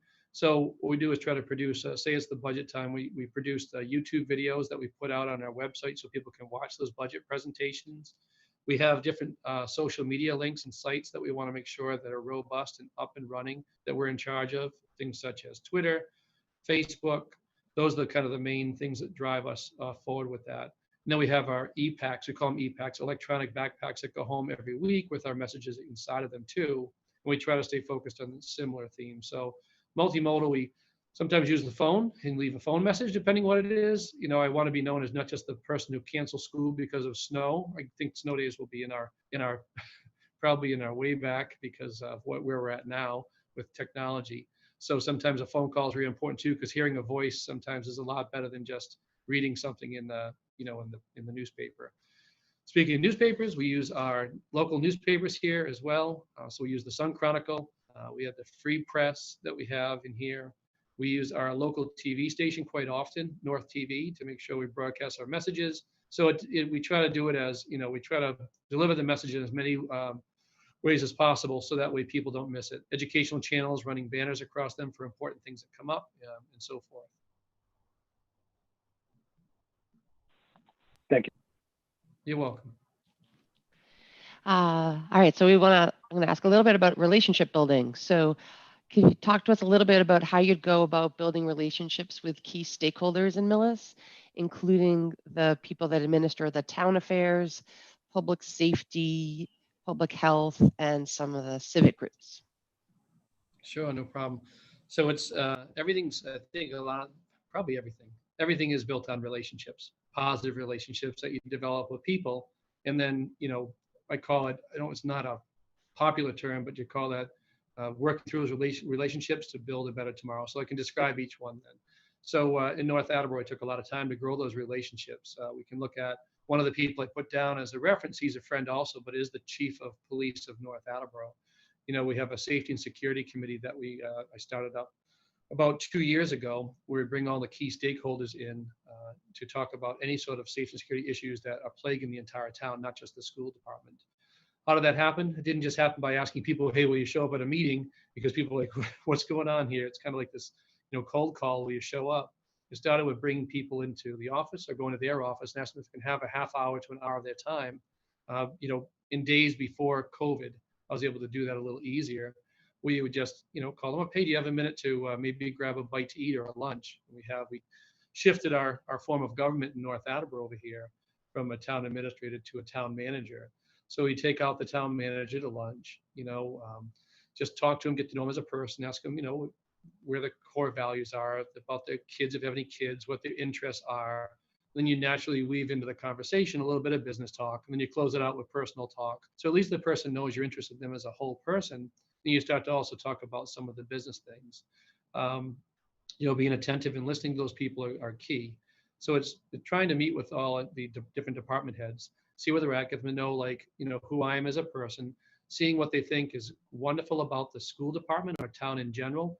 And then I had mentioned in another interview, you want to try to take the school system and it becomes like the hub of your community. You want everything to plug into it. Maybe the senior center that you have and the seniors there. I don't know if, you can bring them in and there's painting a lot of students. This is, again, post, COVID world that we live in, and maybe we can do that, but right now in COVID, these things would be a little more challenging. But we'd bring the seniors in to the school and they can do art with the students. You provide them with some art supplies the senior center brings in there and they do art. How do we do that? Because you form a strong relationship with the director of the senior center. And then when we need help with votes, the seniors look at the school system as something positive for the town versus potentially in some districts, they look at it as, what am I getting from this system, especially if taxes potentially get raised like they did in North Attleboro for an override. So again, you spend time meeting with each one of the constituencies that make up the town and try to develop a positive relationship with them. And then you call on them too, just to see how you can help them out instead of always doing the opposite way of like, hey, what can you do for me? So, it has to be a relationship that's, goes in both directions versus a, one directional relationship. So that's kind of like the beginning of it. And then each person you have to work with, because everyone's an individual, to maximize your relationship with that person, because everyone comes to the table, with different views and whatnot. So you try to respect their views and work with them and, try to find that common area that you all have in there. And then you build on that. I hope that answered your question. Yeah, great. Thank you. You're welcome. And to just piggyback on that question about relationships, what is your strategy for building relationships with the faculty in the schools going forward? Sure. So I try to, so the faculty, if we think about administration, so again, too, it's these are the nuances between a larger district and a smaller district. So let me answer it, because I've also worked in a smaller district. So bear with me as I work through the different nuances between this. So as we have 27 leaders here that have administrators in this district, my first role would be to develop strong relationships with the leaders. How do we do that? It's a similar skill set that we also, talked about with some of the department heads that are in the town, the key stakeholders. But with them, you can you have a common language that you can speak. It's the language of education. So you start to develop a common theme and thread to figure out exactly where people are at. What do they value most about, what's going on that Nancy and the team have created. You start to look for any sort of gaps, any kind of things that people might feel need some attention, whether it's immediate, short-term, or long-term. You're just listening and taking that in. And then you really just value people. It's important to spend, the only way to make a relationship is spend time in the relationship. You can't have a relationship unless you invest time, right? So it's trying to invest time. Things that we had done here are, again, with the leadership team, would be to work with businesses in town to just have some bonding activities. So we have a ropes course at the YMCA. So to bring people to the ropes course and they work together to traverse and navigate the ropes course here at the YMCA. Well, it's a great bonding activity because it's atypical. You're outside the school day, you're doing different things. Or working with the Horace Mann Foundation. We have Joe Matty, he's a great guy in town. He's like, you know what? We're going to have your administrators go to the bowling alley, and on Horace Mann, you guys can bowl, and you can have one adult beverage, and you can have like some other food. So these are all things that, back when I was, a principal and an assistant principal, it's that kind of one adult beverage and take off kind of thing. And if people want to have their fun after that, that's fine. You don't overstay your welcome as the boss of everybody. But those are ways to, we'd bowl, we'd set up teams. And so you have these unique experiences that you have with your team that bring you together and you talk about them. We have meetings with that team and we start off talking about celebrations. And before the meeting comes up, I tell the principal, hey, listen, it's because again, too, we've got the nine schools, like it's going to be your turn to share with us something you're really proud of that happened this past week within your school. Why don't you give us and we all clap for them. We're really happy for them. And just it's a good feeling. So you start to develop a culture, of support and collaboration in a really positive way. The teachers, as a superintendent, I did that more as a principal, getting to develop the team with the teachers. As a superintendent, having 700 staff, 650 staff, it's much more difficult to do that. But we have teams of teachers that are leaders, teacher leaders that we're developing. We develop a bench, we call it, so that we can call people up at any time. Those people on our bench, work in a lot of our committees. So it's a different type of relationship with them.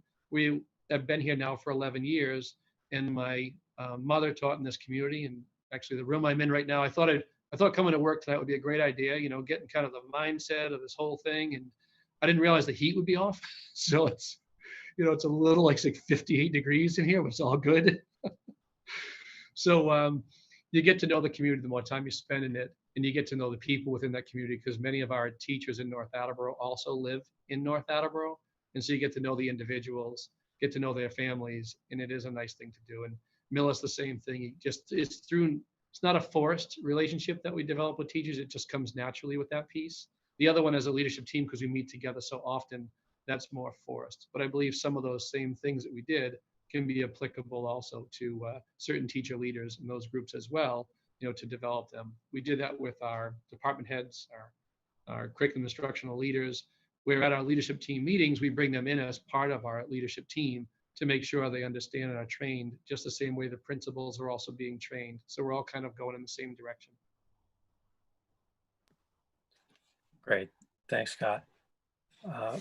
Scott, have you in your career proposed a significant change in a way of doing things that required support from within the organization and among the staff and constituents? Tell us about it and how you developed, implemented, and sustained the change. Or if it did not succeed, what you learned from the experience. Sure. So sometimes I'm a change agent. There's a lot of books by Fullen on that, but we can talk about social emotional learning and the core competencies with that, or we can talk about the blended personalized learning that we've put in place here. So it was very interesting when that first came into play, because a lot of those social emotional learning core competencies, the high school people thought were for like the elementary. It was very elementary. We start talking about social awareness or relationship skills. It seemed like it was just naturally would fall into the natural development at the elementary level. So we had some resistance to SEL, which that came on board about probably 5 years ago now in North Attleboro. And it came at the high school level because they just thought it was babyish. They didn't see the importance of it. And I realized, and I was glad the reason I can say this now is because of the relationship piece we just talked about. We try to reduce the parking lot talk. There were people like leave a meeting and they say they had, consensus and calibration that went on at the meeting, and they go outside and say, can you believe we're learning about SEL and relationship skills? So it was through relationships they were able to tell us right to our face that they didn't really believe in this. And really we developed an understanding as to why. Why is it that you're resistant to it? And it really came to just down to a lack of understanding, which is really nice. That, okay, it's not something they were resistant to. So we were able to spend time with our curriculum instructional leaders and the department heads to really develop the understanding as to why we're doing what we're doing. They didn't see the purpose of it. So it allowed us at that time then to formally weave in those core competencies into the written curriculum, but also now monitor it in the taught curriculum. And so it was a really great thing that we did with our staff. We wanted to see where our staff were. Like, we remember they have to also, teach this curriculum over to the students as well. But are they self-aware? What does that mean? Are they know self-management? Can they manage themselves? As adults, so it was a really interesting process we went through to see where their mindset were they a growth mindset person or a fixed mindset person? And we were able to peel away the layers and work together as a team to embrace that. I will say in full honesty that the elementary school and middle school are further ahead right now than the high school with SEL. But again, it came because of the early on pieces. And so what I learned from that, as you asked, Mark, was like, what'd you learn from it? Well, obviously, spending the time up front to really see where people are at before you make broad stroke assumptions that you can then just, put in place. Luckily, we were able to work as a team and they stayed committed to this and they understand the value of it. But those are some dangerous things that, if you don't do things the right way off the start, you could really turn people off, have a sour grapes taste in their mouth, and then trying to get it to actually work out would be much more difficult. Thank you. Can you tell us about a time you failed or did not succeed to your satisfaction? What was it? How did you recover? And what did you learn from the experience? Sure. So I think there's a lot of times in my life that I look back and think you could always do things a little bit better. So I think broad stroke failures, what would they be? Well, at a few times, I guess. Let's do a couple of them. So broad stroke failures. One would be the first override attempt in North Attleboro. So we try to do an override, and I guess maybe looking back, anytime you do that, it's a failure because you really want to put things in place for students. And what we had to do was, unfortunately, the override didn't succeed. We had to close down one of our schools, our elementary schools. And that was really difficult. It required a whole redistricting of all the elementary kids. What would I do different from that? I think it was just the appetite of the town. That was a transition phase where I was helping the superintendent at the time. And then when I came on board as a superintendent, I put together a budget that was $10 million over what we were initially asking for last year, and made the front page of the newspaper. People were like, I can't believe you put together a budget for $10 million more than what you had last year for a budget. This is insanity. And wasn't that insane, because in the end, we ended up getting that override money. It really opened doors for students that weren't open before. But I think it kind of sad. I don't want to get upset, but I think that unfortunately in my tenure, we've had a few students take their own lives. And I think, I look back at that and I always wonder if I could have said something or done something differently, in the classroom that maybe would have made a difference in someone's life. So that's really tough. So that's probably the most difficult thing that I've ever had to deal with that. So we working with Kyle Cares. We had Kyle Johnson from North Attleboro, and his parents are from North Attleboro as well. And we're working with that foundation to really put programs in place to really help provide supports for students, so that way they would never have to do that. So I just learned that always be kind, always be caring and courteous, and never underestimate the power of a single word that you say to people.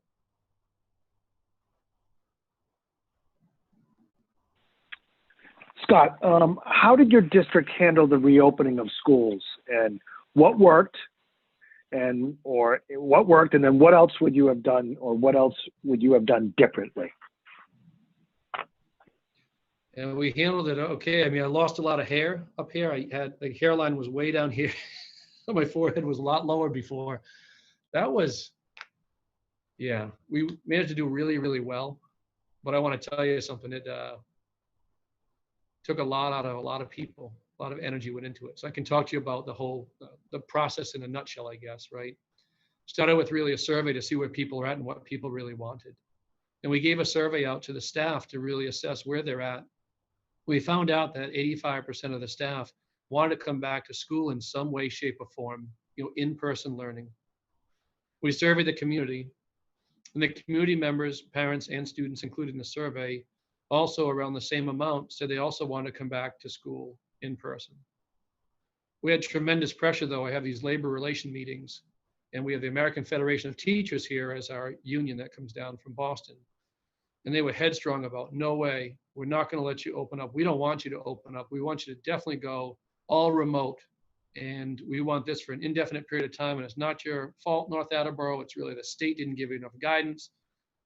But as a community, the community wanted something much different than that. And so didn't the teachers. And so I work with the union president. I'm like, I understand that some of your teachers don't want to come into school, but the majority of them, based on our survey, really do.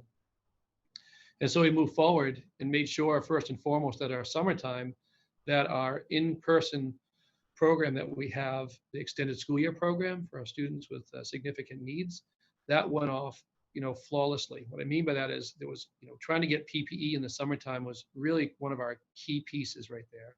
How can we ensure that the staff that are going to come back and the people in the buses, the transportation folks, are going to make sure they're protected? So we made sure to get them the N95 masks, the face shields, the goggles, the aprons, the gloves, the Purell, all the recommendations followed by the state, like soup to nuts. Teachers wanted to come in for that program. Students and parents wanted to come in. And we had a tremendously successful summer school program, in person and remote.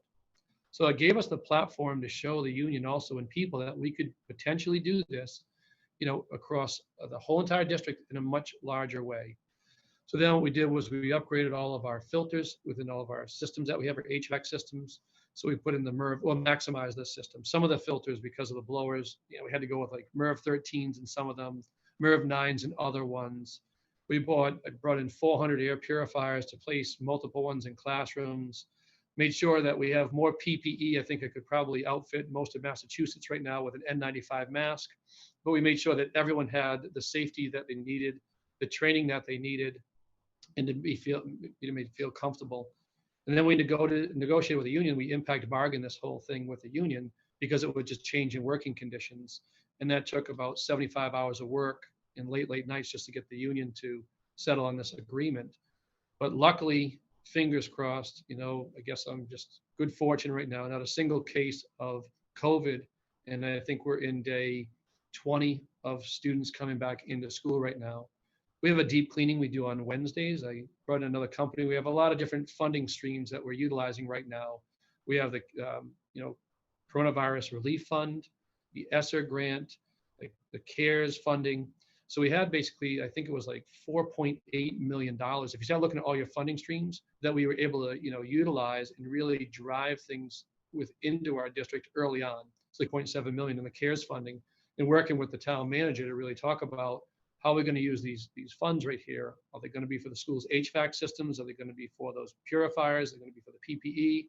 Setting up a system of, we have 9 schools, so we have one large room that all the PPE goes into. And then we have like a burn rate that goes down and tracking that goes out to the 9 schools. We track the burn rate of those other 9 schools that we have. So when I say like work, it would have been much easier to go into remote to start with, fully remote for everybody, because then I could have like utilized a lot of information that was out there that other districts have put in place and learned from that. But again, too, the surveys we're getting back, people couldn't be happier that we're doing this. And what we're seeing is people are asking now, is there a way for you to get more students back into those classrooms? Because we're doing 6 feet apart right now inside those classrooms, 6 feet or more apart in every classroom. But the WHO's recommendation, the World Health Organization, says it can bring them down into the 3-foot distances. So what I learned was that, sometimes giving communities what they want and need comes at a toll, and it came at the toll of many sleepless nights, and still some sleepless nights, because you don't take this virus lightly, and I would not want anyone to get ill and then something bad to happen to them. But luckily, like I said, fingers crossed, and I say my prayers at night that things are going well. So I think that people are happy with it. And then the education too it's not as good as it used to be, Stephen.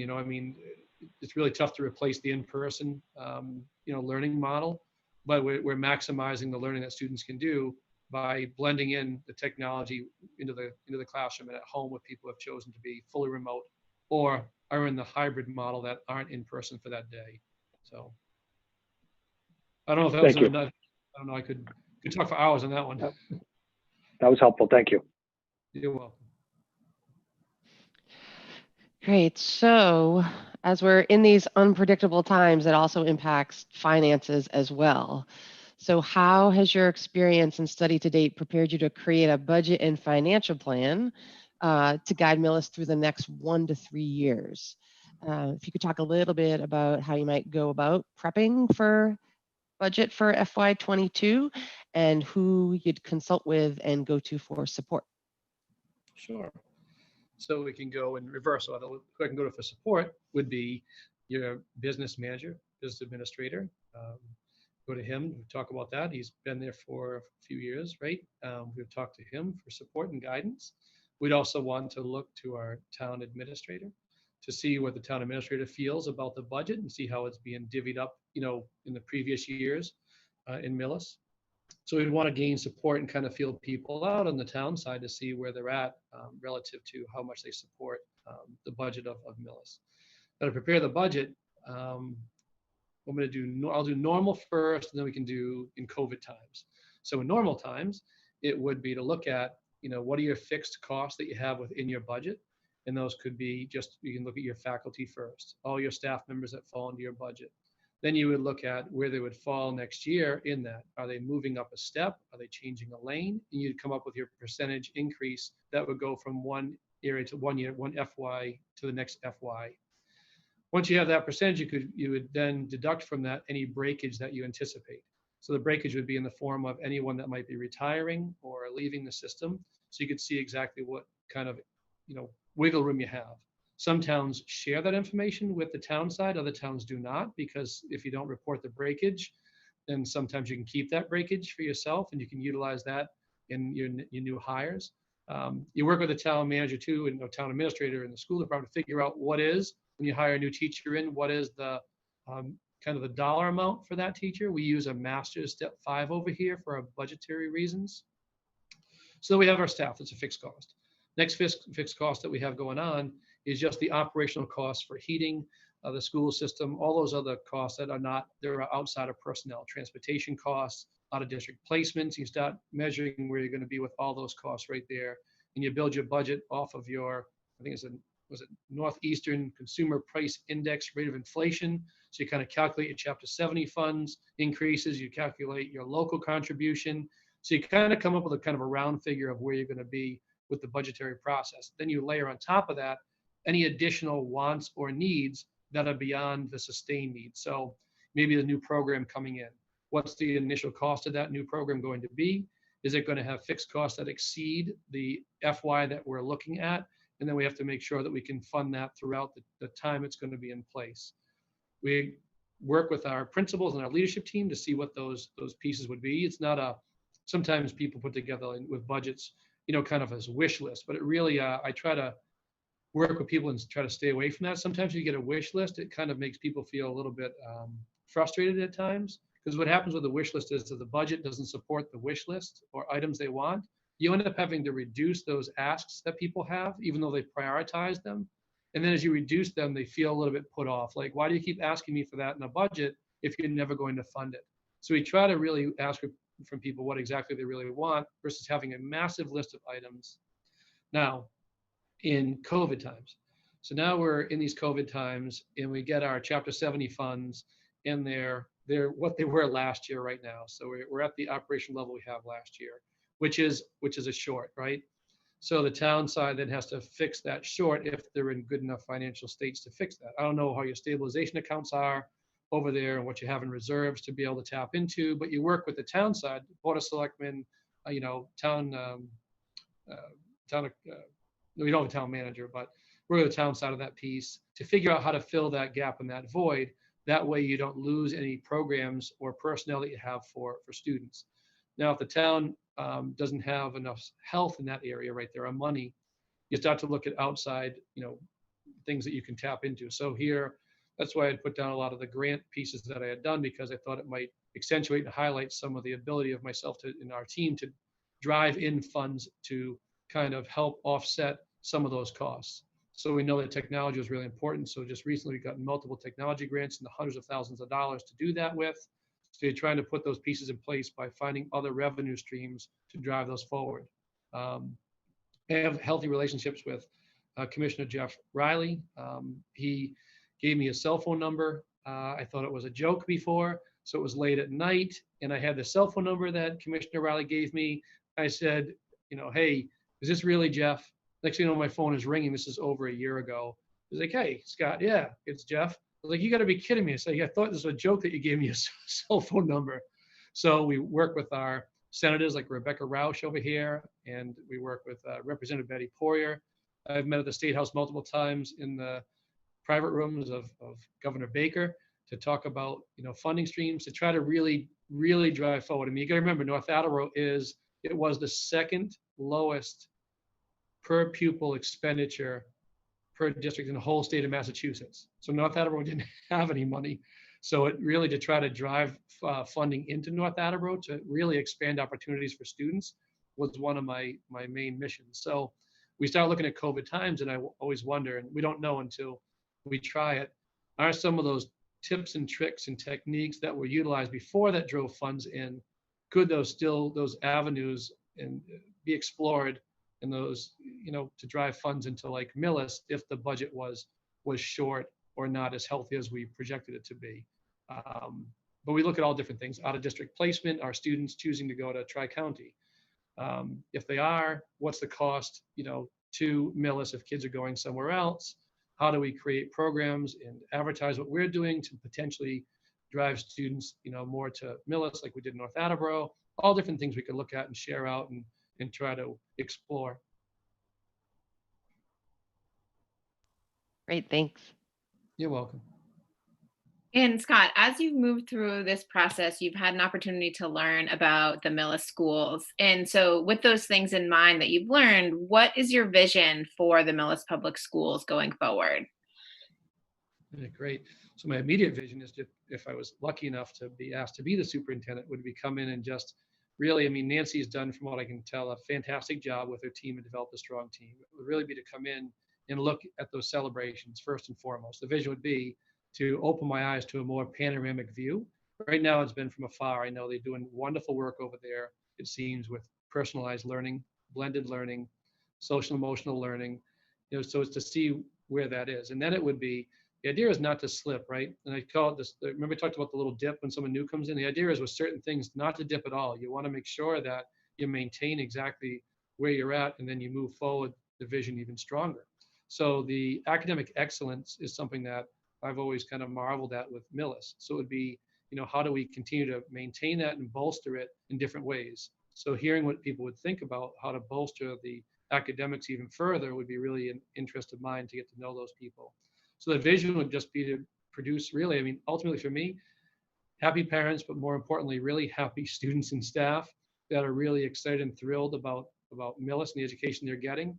That we have, maybe, I don't know if you have it yet, an alumni association where students, come back and they want to be part of the alumni association, and they really want to talk about their expertise or their experiences outside of Millis High School once they graduate, and really, create this thriving, or even more of a thriving environment in community that Millis has. So that'd be my vision. My vision would be that people are really happy and continue to be really happy when they talk about the Millis School Department and the community, and that people really want to move into Millis even more because they talk about how great things are going and what a wonderful place it is to live. Thank you. You're welcome. Oh, Mark, you're muted. Sorry.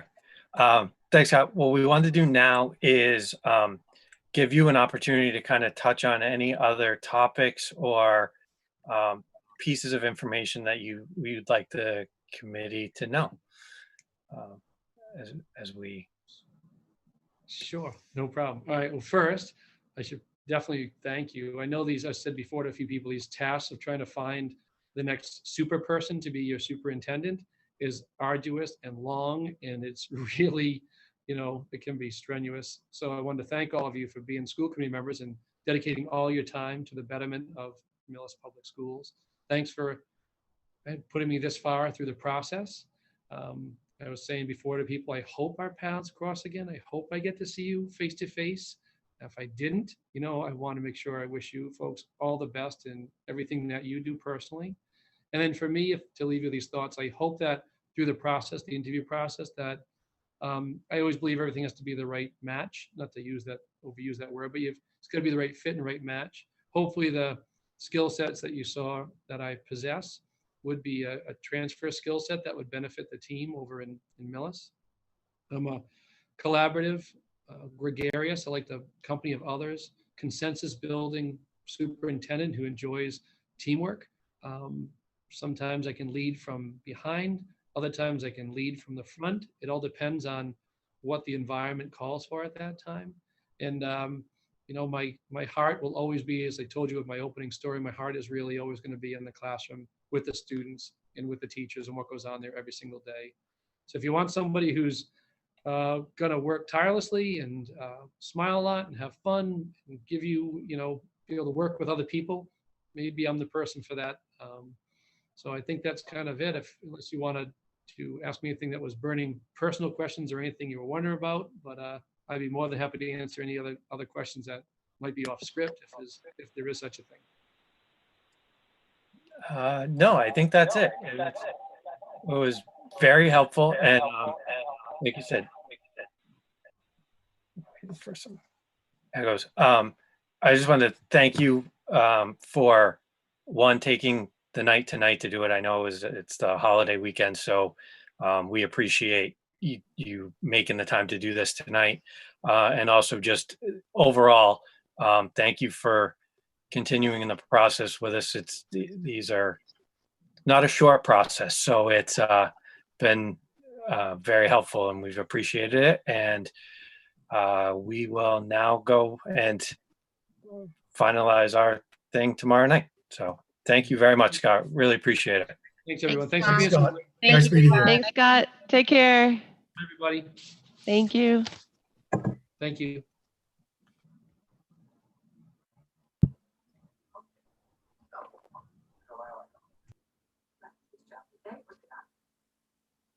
All right. Shoot out So one to go, huh? yeah, so we've got Bob is not in yet, and he's not scheduled till 8:30. So I don't know if we want to take Yeah. advantage of a break to. Contact him? Hmm? Do you want me to contact him? No, he'll probably log in the next 5 or 10 minutes. Do we want to? Yeah, Dave, can we pause this for like 10 minutes? The recording? And we can just get up, and if anybody needs to take a walk away from their desk, they can. Yeah, I'll be right back. Perfect, thank you. Is it still recording? Hot mic. Put the mute button on. Yeah, exactly.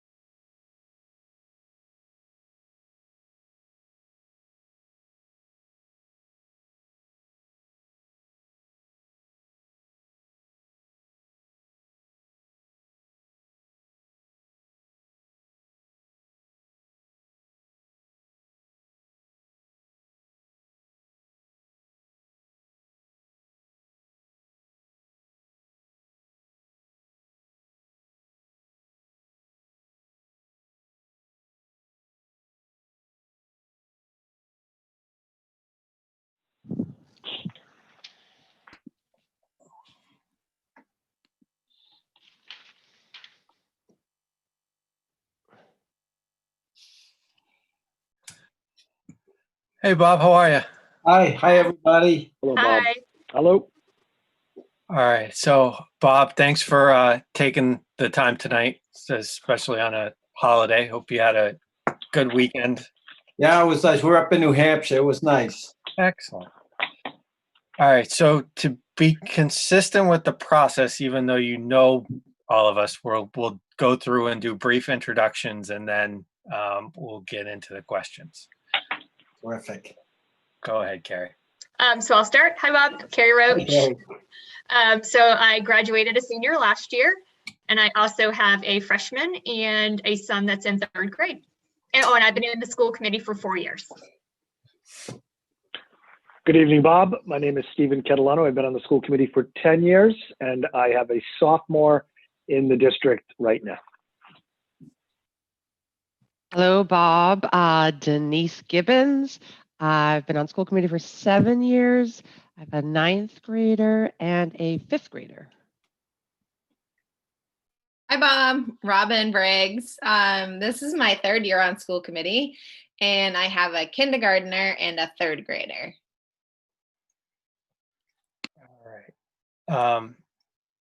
All right. So the first question we're going to ask, Bob, is if you could please offer us some of your background, what brought you to aspire to the superintendency here, and tell us why you believe you'd be the most successful as our superintendent. Thanks, Mark. So, as most of you know, I've been principal in Millis for 14 years. This is my 14th year as principal at the high school. Prior to that, I was assistant principal for 3 years in Hingham. And before that, I was a history teacher in Walpole, and I also taught history at Catholic schools for the first 12 years of my career.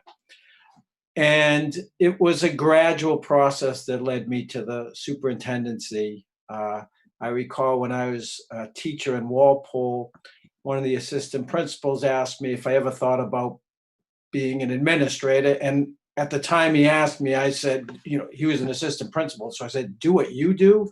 No, thank you.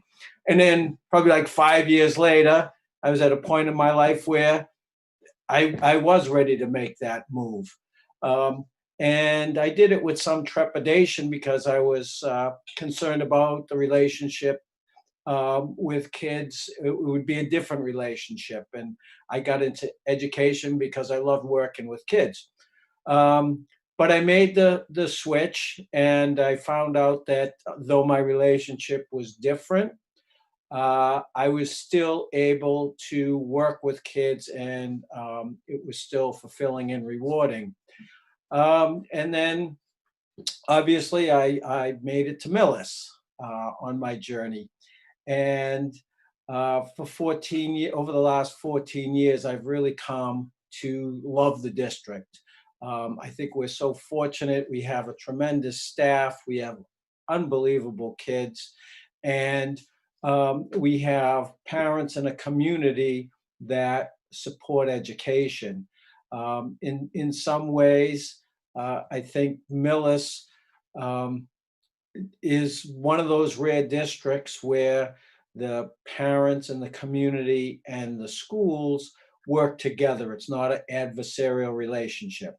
So I've spent 14 years in the district, and over the last year or so, as Nancy was contemplating retirement, she and I had some conversations, and I started to think about the role of superintendent and if I would be a good fit for that, and the kind of skills that were needed for the position and the kind of skills I had.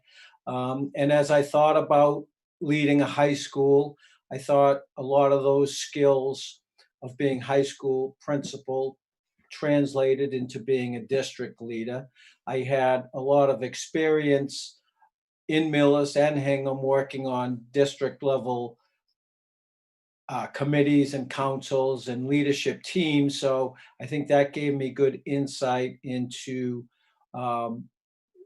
what's necessary to lead at a district level.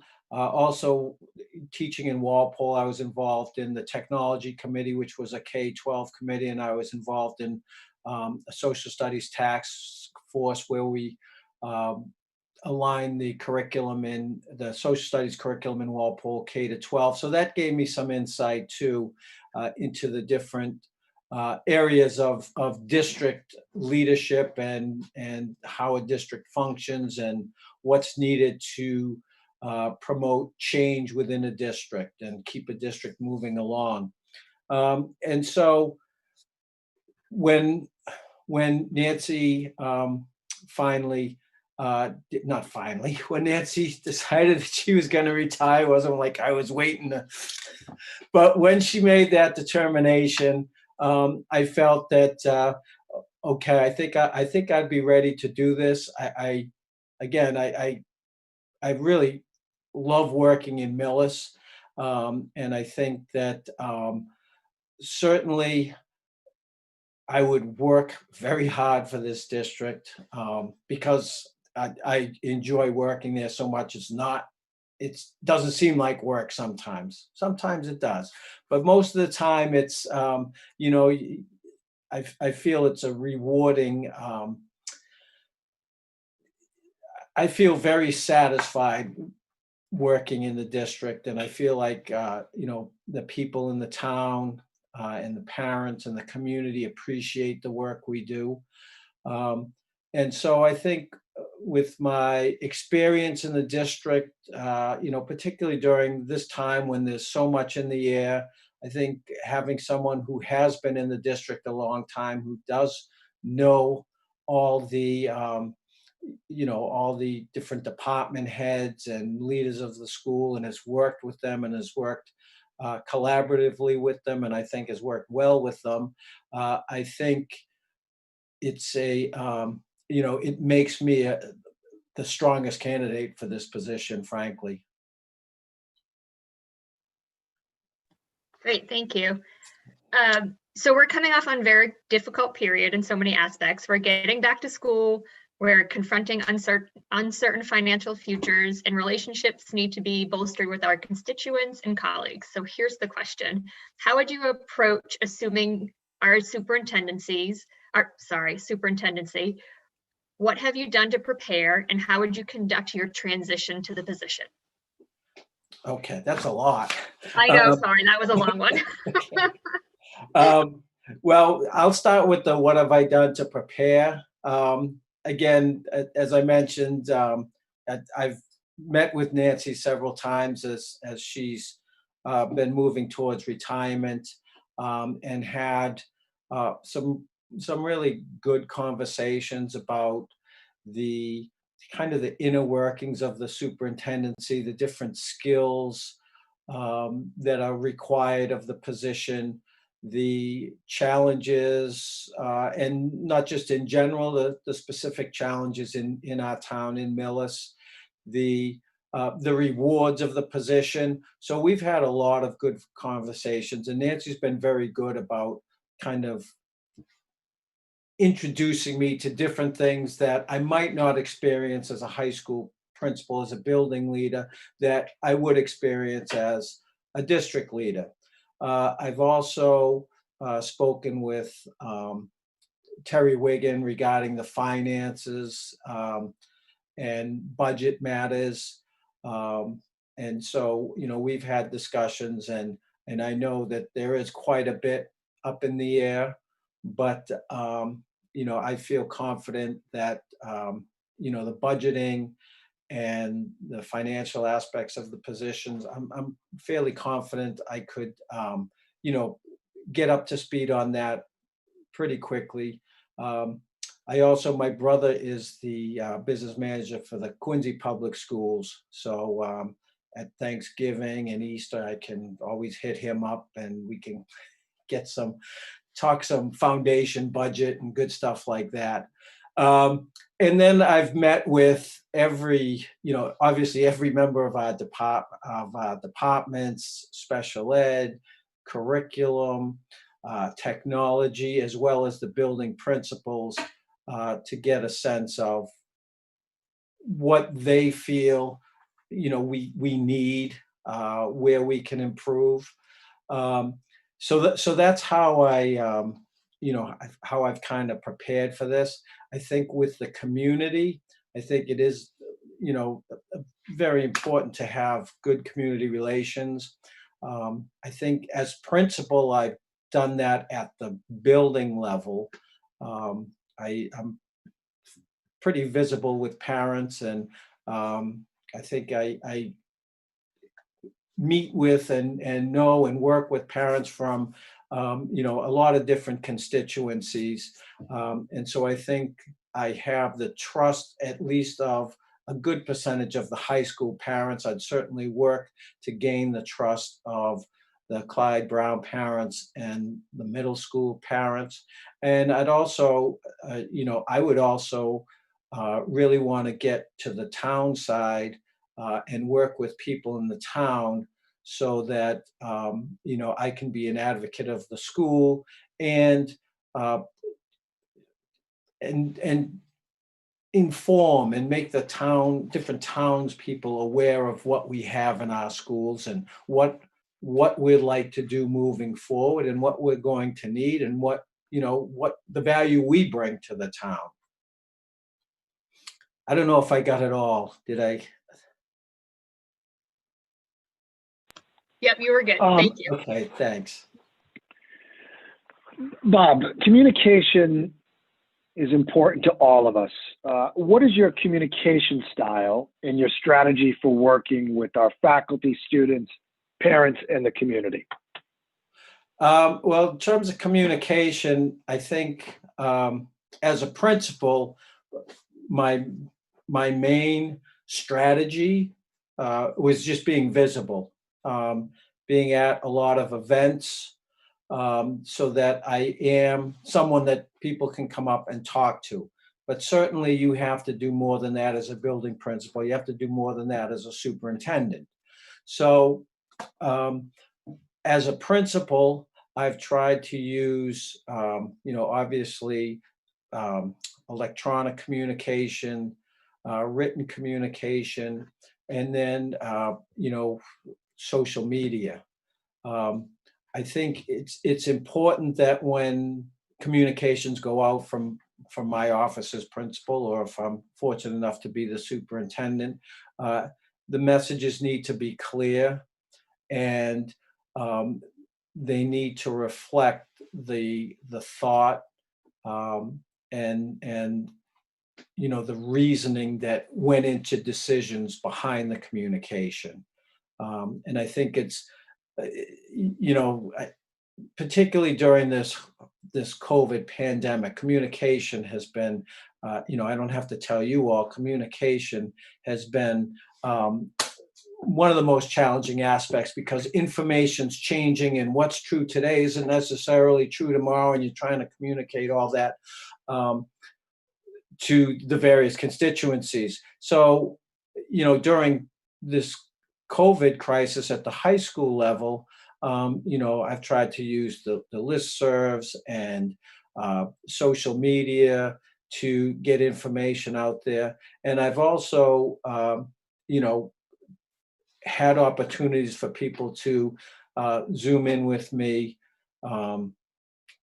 personally. And I've had a parents' evening before school started on Zoom. And one of the requests at that meeting was, if and when we go to hybrid, can we have another meeting like this? I'll certainly do that. And I think it's the best way to get the most current information out to people. And sometimes during those meetings, sometimes I've had to say, I don't know. But when we find answers to those questions, we get them out to the public. And I've done the same thing with kids. I think, at the high school level, a lot of high school kids kind of know more about what's going on in the school than their parents might. And sometimes their questions are more pointed. So I've also had several meetings with the various grades as we've gone through this. So one of the one of the things that I think has been positive about the pandemic is the fact that now with having these types of meetings is no longer strange, and so I think we can harness the power that comes with this.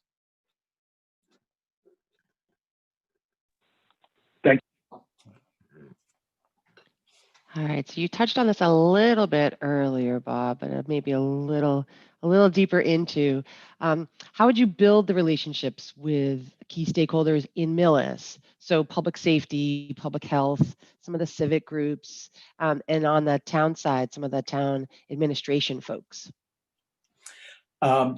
So I think with the different town department leaders, I think I have a pretty good relationship with the police department. We've done a lot of things together, so I feel very comfortable working with Chief Sophia. The same thing with the fire department. Chief Barrett has been wonderful to us, and those two departments have a lot of interaction with the high school. So I over the years, I've worked quite a bit with those departments. The Board of Health, I haven't had a lot of direct contact with until pretty lately. I mean, I have done some things when Millis was contemplating a marijuana facility, and so I attended some of those sessions and spoke at some of those sessions on behalf of the school. And so, but certainly with COVID, we're doing a lot more. We're collaborating a lot more with the Board of Health. I've worked with John McVeigh a little bit, particularly around graduation and what we had to do to satisfy the Board of Health requirements. I imagine a superintendent, I would have more opportunities to work with that department. As high school principal, I really haven't had that many communications with the town administrator, but I have worked with the town treasurer and so forth, with the particularly at the high school level with the student activities accounts and scholarship accounts, and so certainly those relationships. But I would look to enhance my meetings with those people. And I think, again, it's like being principal of the high school. You have to be visible. You have to go and meet people and discuss where your interests and where the challenges intersect. But I think if we have people in the town like Chief Barrett and Chief Sophia, I wouldn't anticipate any difficulties working with that group. Great, thank you. All right, so as superintendent, what is your strategy for building relationships with the faculty in the schools? Now, I know that you already have faculty relationships with the high school, so just I guess like the broader faculties in the elementary and preschool area as well.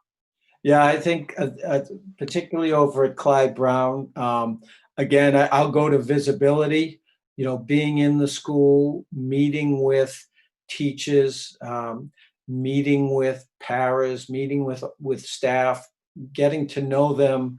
I think I know most people in the district, but I certainly know the people in the middle high school building better. So I think an initial part of my superintendency, if I was fortunate enough to be selected, would be spending time with that staff in Clyde Brown, going through classes, attending events that they have, and really just getting to know those individuals who I don't know as well. And I think one of the great things about Millis is you can do that. I think Nancy knows every person in the district, and I'd certainly work towards that, and not just know their name, but know about them. And I think those relationships, it's very similar to a teacher with students. Those relationships are very important for the overall health of the school and climate of the school and culture of the school and the school district. So I guess I'm talking a lot about visibility tonight, but that would be my first move. And then, I think there would be an opportunity to have some formal meetings with various teachers. If it's like a faculty senate where we have a couple teachers from each school meet regularly with the superintendent. I think that's a good thing. We have that at the high school level, kind of with our PLC leaders, and I'd like to kind of replicate that as superintendent, so that all the teachers feel they have a voice in the work of the district.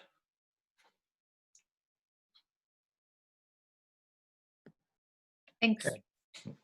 All right, Bob. Bob, have you in your career proposed significant change in a way of doing things that required support from within the organization and among staff and constituents? Tell us about it and how you developed, implemented, and sustained that change. Or if it did not succeed, what you learned from the experience. So I think I'll go with something that happened kind of early in my career at Millis. I think part of coming in as a leader is gaining the trust of the people with whom you work. And so probably about 2 years into my being principal at Millis, there was I felt, and others felt, that we need a program to make sure we were connecting with every kid. And so we started an advisory program. And when I talked about it with other principals at my different leadership meetings, there were a lot of principals who said they had a really difficult time doing that, and that oftentimes they had failed. And oftentimes the main reason was that a union in their town felt that it was asking too much of teachers. It would be like adding another prep to their classes and things like this. We had some teachers who were on board right away and interested in doing it, but I felt like we had to create that sense of urgency, that this is something that will help our kids. And so what we did was we just started to look at what are we doing that's connecting us with kids? And we came up with a whole bunch of things. And when we looked at it a little more closely, we found that some of the things that were connecting with kids were connecting with the same kids over and over. So for example, different clubs. Well, you have some kids that are in 5 different clubs. But then you have some kids who are in no clubs. Okay, how are we reaching them? You look at sports, same thing. And so we found we had some students who really had no connection to the school. They'd show up at 8, they'd leave at 2:20, and it for any number of reasons. And sometimes it was a function of, this kid works after school and doesn't have time to be involved in school activities. So school's kind of like a holding place until 2:30 when I can go off to my job. And we didn't, we didn't want to lose those kids and have them feel like they had a high school experience that was nondescript. And so when we started to look at those things, we gained momentum with this idea of advisory. And then we did some training. Hopkinton High School had a program that was pretty successful.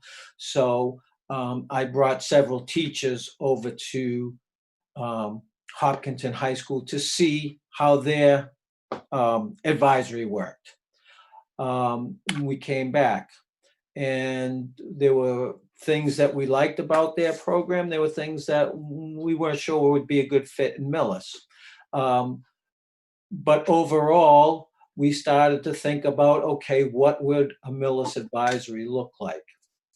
And we moved to kind of a critical mass of staff who were behind this program. Then there were some people that were nervous about it and not sure if they could do it. So the next step was training. So we brought in a presenter. We had a couple of workshops to get people comfortable with the idea of an advisory where, and I'm sorry, I'm talking about advisory as if everyone knows what it is. So maybe it would help if I defined it a little bit. It's just an opportunity for students to meet in a small group with the same teacher over 4 years. In that way, building connections with other kids in their class who may not be in their friend group. They're randomly selected and put together. And certainly the hope is that they can make a connection with an adult. So once we had the training and people felt comfortable, we implemented it. So this was about a year and a half process. And we also had to kind of sell it to the kids. Because our staff was comfortable with it, because we'd seen it work somewhere else, because we adapted it to fit what we believed would work with our kids, and because our staff was trained, we were able to implement an advisory program. And I don't want to say it was an immediate success, but it became part of our culture very quickly. And it's still very strong today. We have it's a program that does a lot for our students. It makes connections with teachers and other students, as I mentioned, but it's also a conduit for getting information out to kids. It's a conduit for us getting information back from kids about how we're doing. So that's an example of a program that was successful. And to such an extent, I think it's a big part of our school culture. And, I think it's one of the reasons why, our kids are pretty happy in school.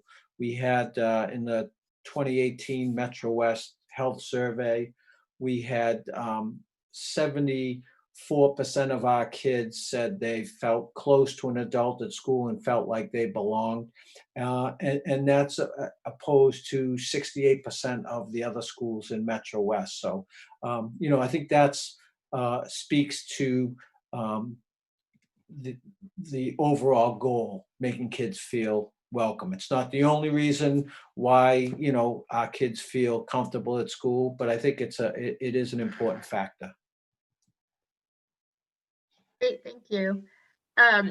So can you tell us about a time that you failed or did not succeed to your satisfaction? What was it? How did you recover? And what did you learn from the experience? I think probably, this will be a more recent example, I think, from this past year. And with all the with all the challenges we've had with trying to teach during a pandemic and things of that nature, as we got into as we finished the school year and we started to look at this upcoming year, 2020, 2021, we weren't quite sure what we were going to do. Are we going to do 100% in person? Are we going to do hybrid? Are we going to do remote? I started planning with the idea, okay, we're going to be 100% in, and that's how we'll plan, and then we'll adjust along the way if it doesn't come to that. So I spent several weeks over the summer trying to design a schedule where we could minimize contact among kids if we had every kid in the school. So my thought was that we could start the freshmen and sophomores early, and then 45 minutes later start the juniors and seniors. And my rationale was the freshmen and sophomores, more of them take the bus than the older kids, so we'll get them in and use that 45 minutes that they get a jump, and they'll get out 45 minutes early. Juniors and seniors come in 8:45, go to 2:20. And so with that, there was a lot of work involved looking at schedule. Okay, what teachers teach freshmen, sophomores, what teachers teach juniors and seniors. And of course, it's a high school, so you have some classes that are sophomores and juniors in it. So I spent a lot of time looking at that and trying to take a teacher's schedule who may have taught multiple levels and try to work it out so there was no overlap and things like that.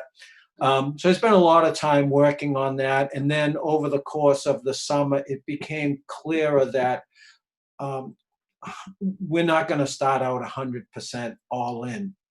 And so my scheduling idea was definitely a failure.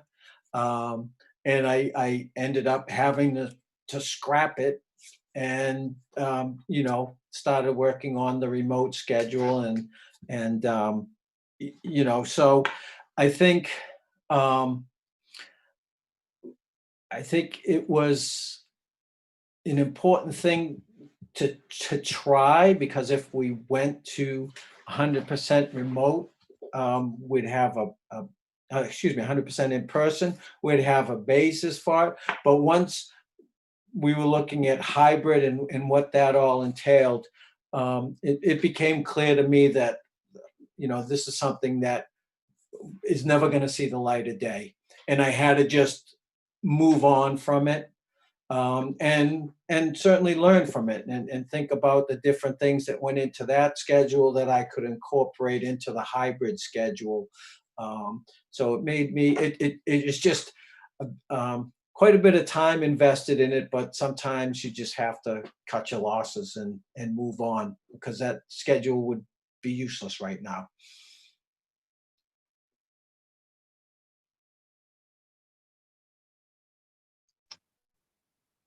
You're on mute. There you Bob, go. can you hear me now? Yes. I lost my earphones. I apologize. Kind of building on what you just said, it's a specific question about how did your district handle the reopening of schools? What worked, and what would you have done differently? Okay, well, I would take back that 3 weeks in June that I was working on the 9th and 10th and 11th and 12th grade schedule. I think looking at this whole pandemic, I've been struck by how much I don't know, and if as we went through this, I think back to March 13th when we said, "See you in a week, kids," and "See you next week, teachers. We'll revisit on Thursday." And I think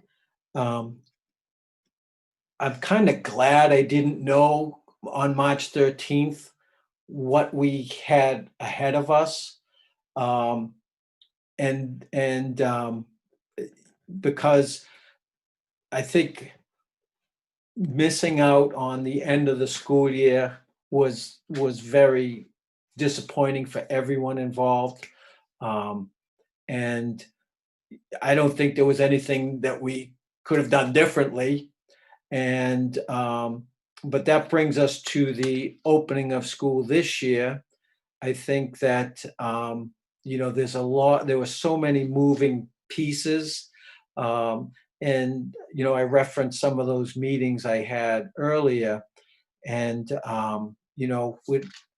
we'd have plans in place, and I'd have plans in place. And at one of those meetings, someone would say, "Well, what about when this happens?" And I'd have to say to myself, I didn't think about that scenario. So I think kind of what I've learned from all of this is that you really need to have these open lines of communication, and you really need to talk to people, because when I'm looking at it, I have kind of my principal's hat on, and these are the things I think about as principal. But when I talk to staff, they had a different perspective. And so they'd bring up things that I really hadn't considered. Same thing when I talk to kids. Perspectives that, I tried to anticipate and think like a kid, but they still had things that I hadn't anticipated. And the same thing with parents. My kids are grown up in college and beyond. And so the perspective of someone with high school age kids or middle school kids or elementary kids or all three kids, that's a perspective that I think we really need to listen to as well. I don't think I learned that from the pandemic, but it was definitely driven home during the pandemic. Thanks, Bob. Yep. Great, thanks. Okay, you can hear me, right? Yeah. Okay, sorry, thanks. All right, so we know that we are in some challenging financial times.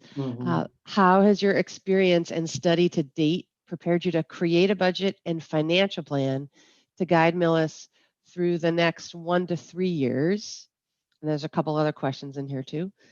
So how would you go about preparing the budget for FY22? And who would you consult with and go to for support? Okay, thanks, Denise. So as principal for the last 14 years, I have been involved in every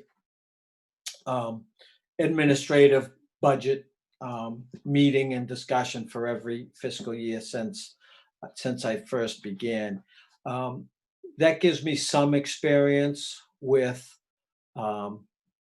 allocating funds and determining priorities and deciding which things we'd cut, which things we'd keep, which things we want to do more of, which things we think we can draw back on. So I have that experience. I don't have the personal experience of determining how much revenue we have. That's always been something that, the superintendent in the business office has provided and said, okay, this is how much we have. Now it's up to the admin team to determine how we're going to spend it.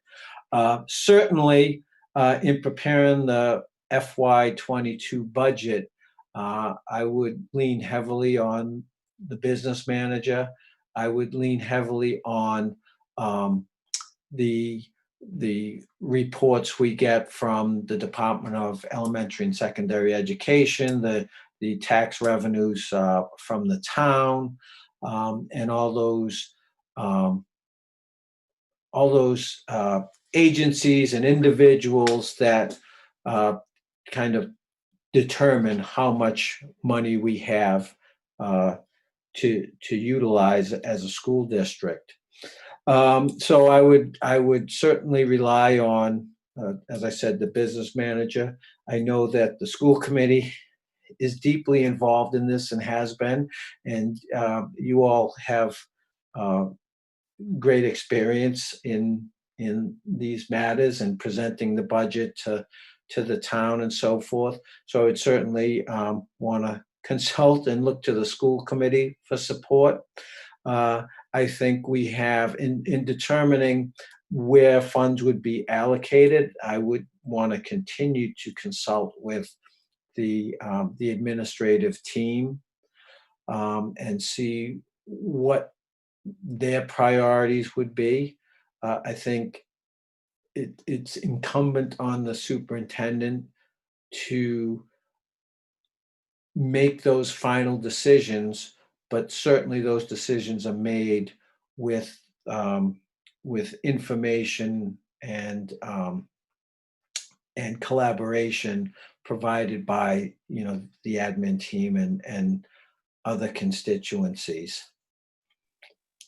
Great, thank you. Yep. All right, Bob. So as you've moved through this process, you've had the opportunity to learn about the Millis schools in I guess, a little bit of a different capacity here than you already know. So with what you've learned and what you know about the district, keeping all that in mind, what is your vision for the Millis Public Schools going forward? My vision for the Millis Public Schools is that it would continue to be, I think, one of the top districts in the state. I think we have tremendous students, staff, parents, community, and I think they're all very supportive of our schools. So what does that mean? What does that look like? I think we need to continue to provide our students with state-of-the-art curriculum and resources. We have the Clyde Brown building is a testament to the support of this community for education, and I'm so proud that our students at the elementary level have this building that supports 21st century learning. I think we have, there've been a number of upgrades at the middle high school building that have brought greater support to 21st century learning. I think there's still some things we can do with the middle high school building and the facilities so that our kids do get that education that will prepare them for stepping out into the world beyond 2021. I think our kids need experiences that are real world related. We have more and more tools available to connect our kids with the outside world, and I think we need to use them. We need to harness those tools to make sure it's happening. Things like Zoom give us opportunities to meet, consult, collaborate with people from all over the world. And I think as a school system, we have to encourage that and use those tools to do that. I think, at the high school level, we've tried to do that through things like, career fairs where, kids get hands-on experience with people working in the field. We've instituted a number of courses over the last few years to give kids more hands-on experience and real-world opportunities. For example, the school committee approved a few years ago our environmental science course, which is real-world science, engineering course, which connects kids with the University of Texas, learning hands-on engineering skills. with the potential to take that for college credit. At the middle school level, I know they've done a lot with, utilizing parents to demonstrate the opportunities that are available, beyond the walls of the school. So I think as a school, as a district, we really need to think about what our kids going to need to move on. And I really believe that what they need is more hands-on, real-world type of education. Because if we're just, if we're asking questions on a quiz that Siri can answer, then we're not helping the kids much.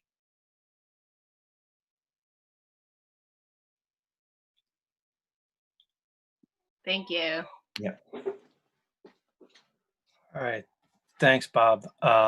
And once again, thanks for taking the time, not only tonight, but throughout the process. What we want to do, we want to give you an opportunity to take a few minutes. If there's anything else you wanted to address, talk about, mention, we'll open the floor to you. Thanks, Mark. Again, I've said it before, working in this district for 14 years has really given me a great appreciation of it. I think as principal, as the leader of the high school, I've done a lot of things as a leader that transfer over to the district level. And so, I think over the course of 14 years and with the experiences I've had, I think I think it's, I don't want to say a natural step, but a step that I feel like I'm ready to make.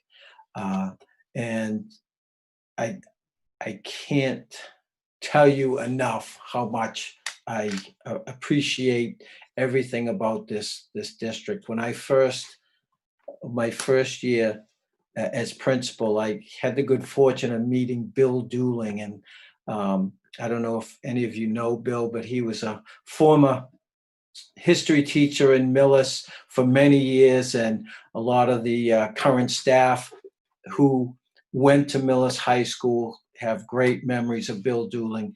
And when I met Bill, he told me, "Well, you found Brigadoon." And over the course of 14 years, I've come to find that Bill was right. It's really a unique place. The people who work in the district are fully committed to it. I think it's so impressive that we have so many of our staff live in town. So many of our staff entrust their kids to our schools. It makes it really special. And so I've had the privilege of working here for all these years. I think I would really work hard to be the leader of this district, and I would be proud to be the leader of this district. Great. Thanks, Bob. Sure. Again, thank you for this. As we mentioned, not only tonight, this is not a short process. Yeah, we're going to stop meeting like this, Mark. At some point, we'll get through all of it.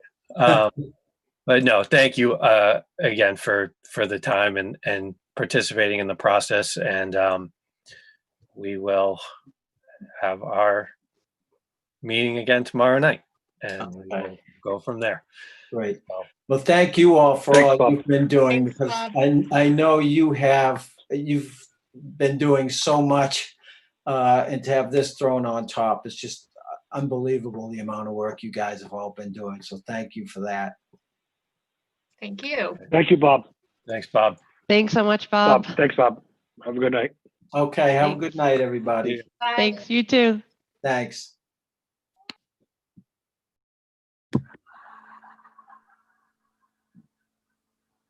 Dave, let us know when we're off.